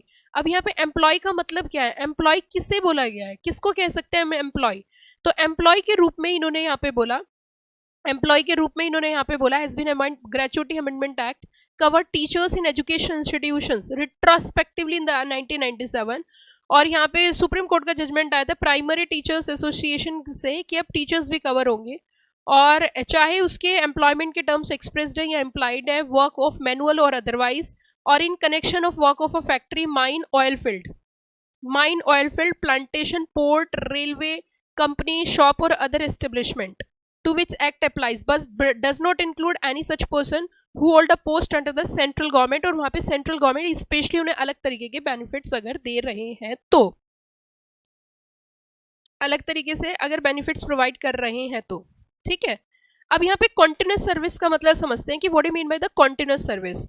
An employee shall be to be in continuous service for a period he has been period been uninterrupted services, including service which may be interrupted on account of sickness, accident, leave, absence from duty, without leave. तो यहाँ पे इन्होंने not being absence in part which order treating absence of service break, है ना, lay off, strike or lockout, recession not due any fault of employee, whether such an interrupted service were rendered before the commencement of this act. तो uninterrupted service की बात इन्होंने बोली है कि बिना अनइंटरप्टेड आपने अगर ऑर्गेनाइजेशन में लगातार 5 साल काम किया है, ऑर्गेनाइजेशन में अगर लगातार 5 साल काम किया है तो आप इसमें कवर कर लिए जाओगे। Where employee being employed in seasonal establishment not in continuous service for any period of 1 year or 6 months, deemed to be continuous service for said 1 year if employed during 12 calendar months preceding date with reference has actually worked under the employer for not less than कितने दिन, 190 days in case of employed below the ground mine, है ना, अगर ground mine के under में काम करता है, और 240 days in any other case, ठीक। और where employee employed in seasonal establishment not in continuous service with the meaning of clause for a period of 1 year or 6 months shall be deemed to be continuous service if he has actually worked not less than 75% of number of days, अगर 75% से ज़्यादा वो काम करता है। उसी के साथ साथ यहाँ पे आगे ये भी बोला है कि फैमिली की डेफिनेशन दी गई है। When gratuity is payable, gratuity कब दी जाती है, जब आपने लगातार 5 साल काम किया हो बिना इंटरप्टेड के, बिना अनइंटरप्टेड वर्क किया हो, कितने, कॉन्टिन्यूस 5 years। और दी कब जाती है, देखो एलिजिबिलिटी हो गई, और अब दी कब जाएगी, ये तो एलिजिबिलिटी हो गई, और दी कब जाएगी, जब सुपर इन्वेट होंगे। सुपर इन्वेशन का मतलब समझना, जहाँ पे आपकी जॉब का टर्म पूरा हो गया या फिर आपकी एज पूरी हो गई, जहाँ ढोल नगाड़े बजते हैं ना, रिटायरमेंट बोलते हैं, उसे रिटायरमेंट नहीं होता, वो सुपर इन्वेशन होता है। ऑन इज रिटायरमेंट और resignation, on his death, disablement due to accident और डिसीज। तो यहाँ पे जो है अगर हम बात करें तो the completion of continuous service of 5 years is not necessary where termination is due to death और डिसेबलमेंट। अगर आपकी डेथ और डिसेबलमेंट का केस है तो वहां पे जो है आपके 5 साल का वो जो 5 साल वाला प्रोविजन है वो एप्लीकेबल नहीं होता है। To whom gratuity is payable, तो ग्रेचुटी जो पे की जाती है वो एम्प्लॉय को, और अगर एम्प्लॉय की डेथ हो गई तो उसके नॉमिनी को, और अगर नॉमिनी माइनर है तो नॉमिनी माइनर को नहीं दिया जाएगा अनटिल अनलेस जब तक वो मेजर ना हो जाए, और उसका पैसा फाइनेंशियल इंस्टीट्यूशन में इन्वेस्ट कर दिया जाएगा।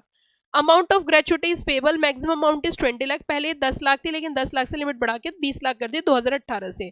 नॉमिनेशन, आगे इन्होंने कहा gratuity in the event of his death, तो वो किसको दी जाती है, उसके नॉमिनी को। फॉरफीचर कब की जाती है, ग्रेचुटी फॉरफीट कब होती है, जब भी कभी एम्प्लॉय ने ऑर्गेनाइजेशन को डैमेजेस प्रोवाइड किए हैं, जितना उसने नुकसान पहुंचाया उतनी इसकी ग्रेचुटी डिडक्ट हो जाती है।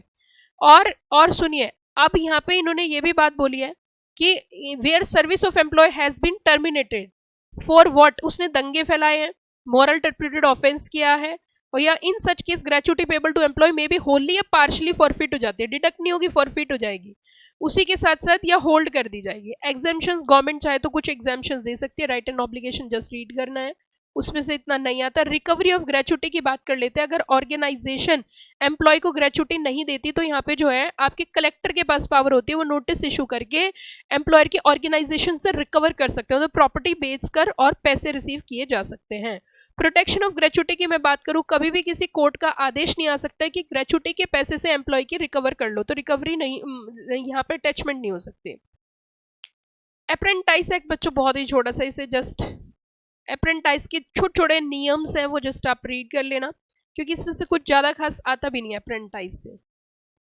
रजिस्टर्स, अगर रजिस्टर्स की मैं बात करूँ, रजिस्टर में जैसे कि आप सभी बच्चे जानते हो कि कुछ रजिस्टर्स मेंटेन करने होते हैं यहाँ पे, मस्टर रोल कम वेज रजिस्टर, और उसी के साथ साथ मिनिमम वेजेस एक्ट के तहत रजिस्टर मेंटेन करना है, मोटर ट्रांसपोर्ट एक्ट के साथ, बोनस एक्ट के तहत। स्मॉल एस्टेब्लिशमेंट का मतलब है नोट लेस देन 10 और not more than 40 persons are working, और वेरी स्मॉल एस्टेब्लिशमेंट का मतलब है जहाँ पे 9 लोगों से कम लोग काम करते हैं। तो exemption from furnishing return and register under this किसके लिए, जो वेरी स्मॉल एस्टेब्लिशमेंट है, स्मॉल एस्टेब्लिशमेंट उनके लिए इन्होंने यहाँ एग्जेम्पशन दी है। रजिस्टर एंड रिटर्न जो है ना फर्निश करनी पड़ती है आपको फिजिकल फॉर्म में, कंप्यूटर फ्लॉपी डिस्क के थ्रू आप मेंटेन कर सकते हो। ये था बच्चों आपका ये वाला चैप्टर जो हमने पढ़ा सोशल सिक्योरिटीज लेजिस्लेशन। तो देखा जाए तो हमारा सोशल सिक्योरिटीज लेजिस्लेशन भी यहाँ पे कवर हो जाता है। अब हमारे दो बड़े चैप्टर यहाँ पे बचे हुए हैं क्योंकि कॉन्स्टिट्यूशन, लेबर लॉ और ये बहुत ज्यादा बड़ा नहीं है, तो यहाँ पे दो बड़े चैप्टर है, एक है लॉ ऑफ वेजेस। तो अब हम लॉ ऑफ वेजेस की तरफ बढ़ते हैं, चैप्टर नंबर 5।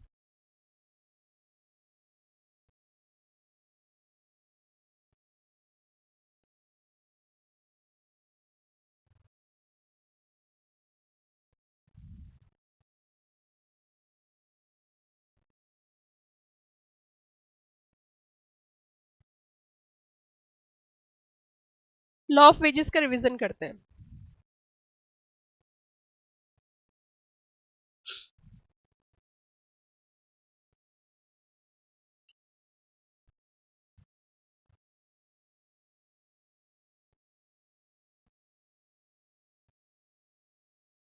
अगर पेमेंट ऑफ वेजेस एक्ट 1936 की हम बात करें तो वेजेस में ना हम पेमेंट ऑफ वेजेस एक्ट 1936 और मिनिमम वेजेस एक्ट 1948 पढ़ेंगे।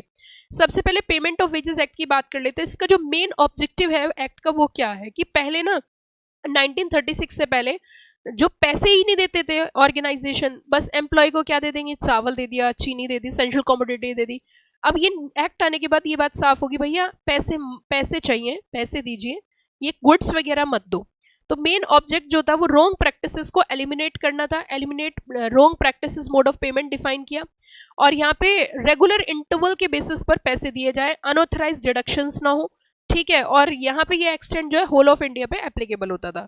सबसे पहली चीज अगर हम बात करें यहाँ पे responsibility for payment of wages, section number 3 में क्या बोला गया, employer shall be responsible for payment to persons employed him for all wages required to be paid under this act in case person employed in factory if person has named as manager of factory, और अगर name नहीं है तो जो actual में control कर रहा है ऑर्गेनाइजेशन को उसकी जिम्मेदारी है कि इस एक्ट के प्रावधान को आपको कंप्लाइंस करना है। Fixation of wage period, every person responsible for payment of wages shall fix the wage period. भैया ये बता दीजिए आप हमें पैसा कब दोगे और किस मोड में दोगे, और अगर दे रहे हो तो डिडक्शन अपनी मर्जी से नहीं कर सकते। इस एक्ट की 3 बातें हैं, मोड क्या होगा, पैसा किस मोड में दोगे, कौन सी तारीख को दोगे, और डिडक्शंस नहीं करोगे। तो टाइम पेमेंट की अगर हम बात करें तो देखिए अगर किसी संस्था में 1000 से कम लोग काम करते हैं तो आपको 7 तारीख तक पैसे देना है, अगर किसी संस्था में 1000 से ज्यादा लोग काम करते हैं तो 10 तारीख तक पेमेंट करना है, ये तो ड्यू डेट है। Wages to be paid in current coin और करेंसी नोट्स और by cheque credit in bank account. Section 6 ने बोला कि आपको जो पेमेंट करना है करंट कॉइन और करेंसी नोट्स, बाय चेक और by crediting wages in bank account of employ, ठीक है। आप डायरेक्ट बैंक में भी ट्रांसफर कर सकते हो। नोटिफिकेशन के थ्रू गवर्नमेंट चाहे तो अप्रोप्रिएट गवर्नमेंट वो ये भी अलाउड कर सकती है कि आप चेक या डायरेक्ट अकाउंट में ट्रांसफर कर सकते हो। अब यहाँ पे नेक्स्ट प्रॉब्लम थी डिडक्शंस की। तो डिडक्शन किस किस डिडक्शन पे काम किया गया कि जितने भी फाइन है या एब्सेंट ड्यूटी से डैमेजेस, अगर कोई नुकसान हुआ है, housing accommodation, recovery of advances, यहाँ इन्होंने कहा जो अलाउ की गई है डिडक्शंस वो कौन कौन सी है। तो अलाउड डिडक्शन ये सब है कि आपने अगर छुट्टी करी है, आपके ऊपर अगर कोई फाइन लगा है, डैमेजेस किए हैं, या हाउसिंग अकोमोडेशन है, रिकवरी ऑफ एडवांसेस है, या रिकवरी ऑफ लोन है, या सब्सक्रिप्शन है, आपने कोई पेमेंट ले रखा है, कोऑपरेटिव सोसाइटी को आप पेमेंट कर रहे हो, डिडक्शंस रिटन ऑथराइजेशन के बाद ही होगी। अब हम फाइन की बात करते हैं। यहाँ पे इन्होंने कहा कि फाइन जो है ना एम्प्लॉयर अपनी मर्जी से इम्पोज नहीं करेगा। जब भी कभी कोई फाइन की बात होगी तो प्रीवियस अप्रूवल स्टेट गवर्नमेंट से लेनी पड़ेगी। नोटिस स्पेसिफाई करेंगे omission shall be exhibited in the prescribe manner. No fine shall be imposed on any employed person until उसको क्या नहीं दी जाएगी, अपनी बात कहने का प्रॉपर मौका दिया जाएगा और उसके बाद ही फाइन इम्पोज होगा।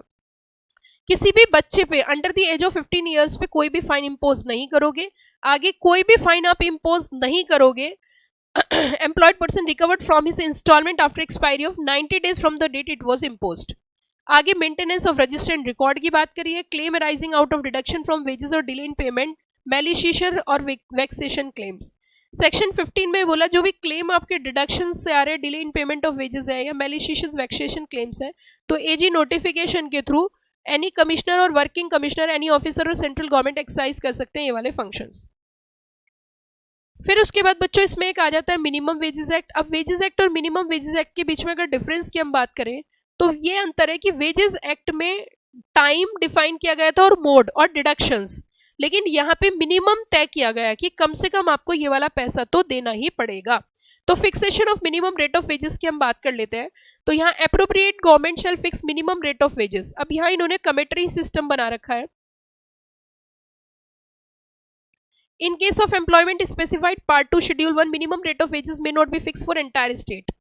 Yeah, in case of employment specified in part 1 minimum rate of wages must be fixed for entire state, no part of the state being omitted. Revision of minimum wages की है यहाँ पे 5 साल, हर 5 साल में जो minimum wages है वो रिवाइज किया जाता है। अब मैनर की बात कर लेते हैं, fixation of revision of minimum wages. तो अप्रोप्रिएट गवर्नमेंट जो है मिनिमम वेजेस जो फिक्स करती है वो टाइम वर्क भी हो सकता है और आपको वो पीस वर्क भी हो सकता है और गारंटेड टाइम रेट भी हो सकता है, इन तीनों में से कोई भी हो सकता है। यहाँ पे इन्होंने मिनिमम रेट ऑफ वेजेस में भी fix for different schedule employment, adults और चिल्ड्रंस के लिए अलग हो सकता है, लोकेलिटी के हिसाब से भी अलग हो सकता है। प्रोसीजर की अगर हम बात करें किस तरीके से फिक्स किया जाता है, तो एक होता है बच्चों कमेटी मेथड और दूसरा होता है नोटिफिकेशन मेथड। जब हम कमेटी की बात करते हैं तो यहाँ पे गवर्नमेंट क्या करती है, कमेटी का कॉन्स्टिट्यूशन करती है और वहाँ पे वो रिवाइज करती है मिनिमम वेजेस सारी चीज़ों को कंसिडर करने के बाद। Wage rate shall come into force on such day and may be specified in the notification। और उसी के साथ साथ अगर कोई टाइम डिफाइन नहीं होता तो नोटिफिकेशन के 3 महीने के अंदर अंदर जो है फर्स्ट वो आपका जो मिनिमम वेजेस है वो इफेक्टिव हो जाता है। सेकंड मेथड है नोटिफिकेशन मेथड। नोटिफिकेशन मेथड में क्या किया जाता है, अप्रोप्रिएट गवर्नमेंट नोटिफाई करती है ऑफिशियल गैजेट में अपने प्रपोजल को, और प्रपोजल ये नहीं कि वो इफेक्टिव हो जाता है, प्रपोजल आने के बाद वो सबकी बातों को कंसिडर किया जाता है। It will also consult the advisory constituted committee, और उनसे कंसिडर किया जाता है कि आप बताइए क्या ये सही रहेगा, सबके कमेंट्स लिए जाते हैं और कमेंट्स लेने के बाद नोटिफाई किया जाता है ऑफिशियल गैजेट में। अगर उसके अंदर कोई डेट स्पेसिफाइड नहीं है तो 3 महीने मान लिया जाता है from the date of issue की नया वेज रेट इफेक्टिव हो जाएगा। सेंट्रल एडवाइजरी बोर्ड की बात करते हैं, सेक्शन 8 के तहत सेंट्रल एडवाइजरी बोर्ड जो है वो सिर्फ एडवाइस के लिए रखा जाता है, वो सिर्फ एडवाइस करता है किसको, सेंट्रल गवर्नमेंट को, सेंट्रल गवर्नमेंट और state government. Coordinating the work of advisory board, central advisory board shall consist of person to be nominated by the central government. आगे हम मिनिमम वेज की बात करें तो मिनिमम वेज आप कैश में भी दे सकते हो और मिनिमम वेज आप काइंड में भी दे सकते हो। मतलब मिनिमम वेज आपका कैश में भी हो सकता है और मिनिमम वेज आपका काइंड में भी हो सकता है।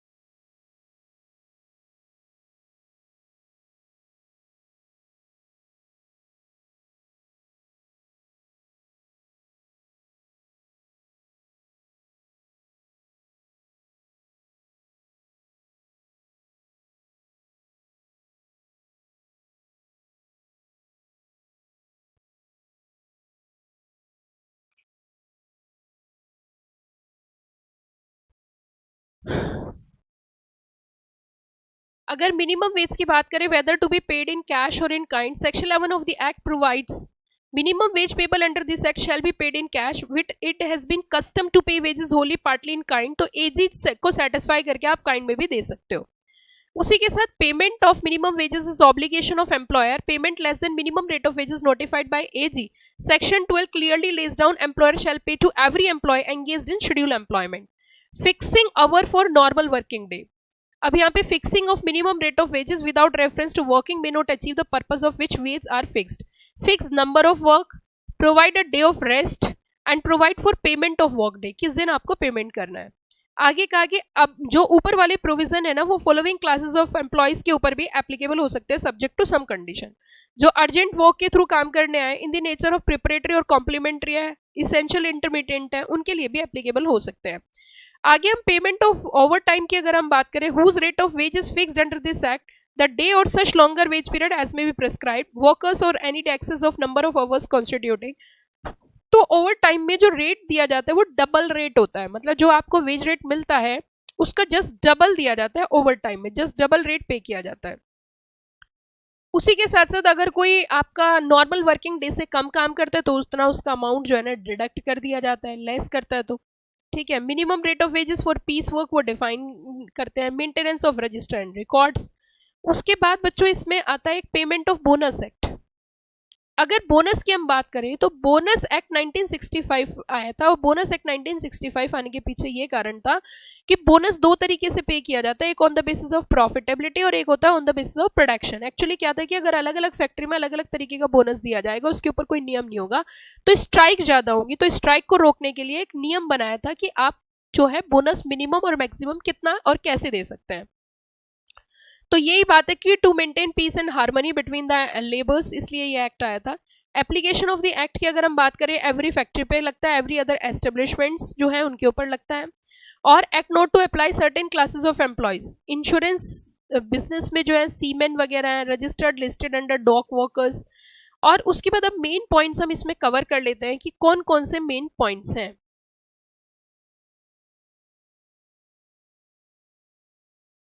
Eligibility for bonus and its payments. Eligibility for bonus, every employee shall be entitled to paid by his employer in accounting year bonus in accordance with provision of this act.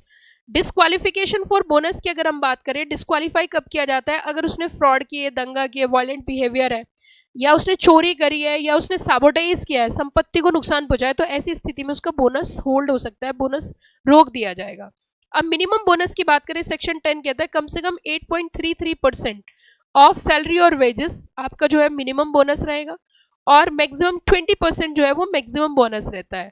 20% से ज़्यादा आप नहीं दे सकते हो, maximum to maximum 20% of salary और wages आपका maximum bonus होता है। डिडक्शंस की बात करें तो कई बार क्या होता है, जैसे दिवाली पे बोनस आता है। दिवाली पे बोनस इसलिए आता है क्योंकि टाइम पीरियड जो है ना बोनस पे करने का, वो इन्होंने आपका जो टाइम पीरियड रख रखा है दैट इज टू बी, यहाँ पे 8 मंथ्स है।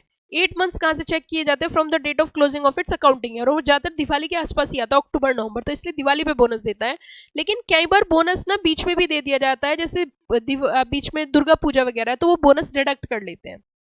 उसके बाद recovery and set off, recovery भी हो सकती है, where any money is due to employ by way of bonus from his employer under settlement or award, employee himself or any other person authorized in writing in case of death of employee his assignee, तो वो recover कर सकते हैं किससे? Employ से।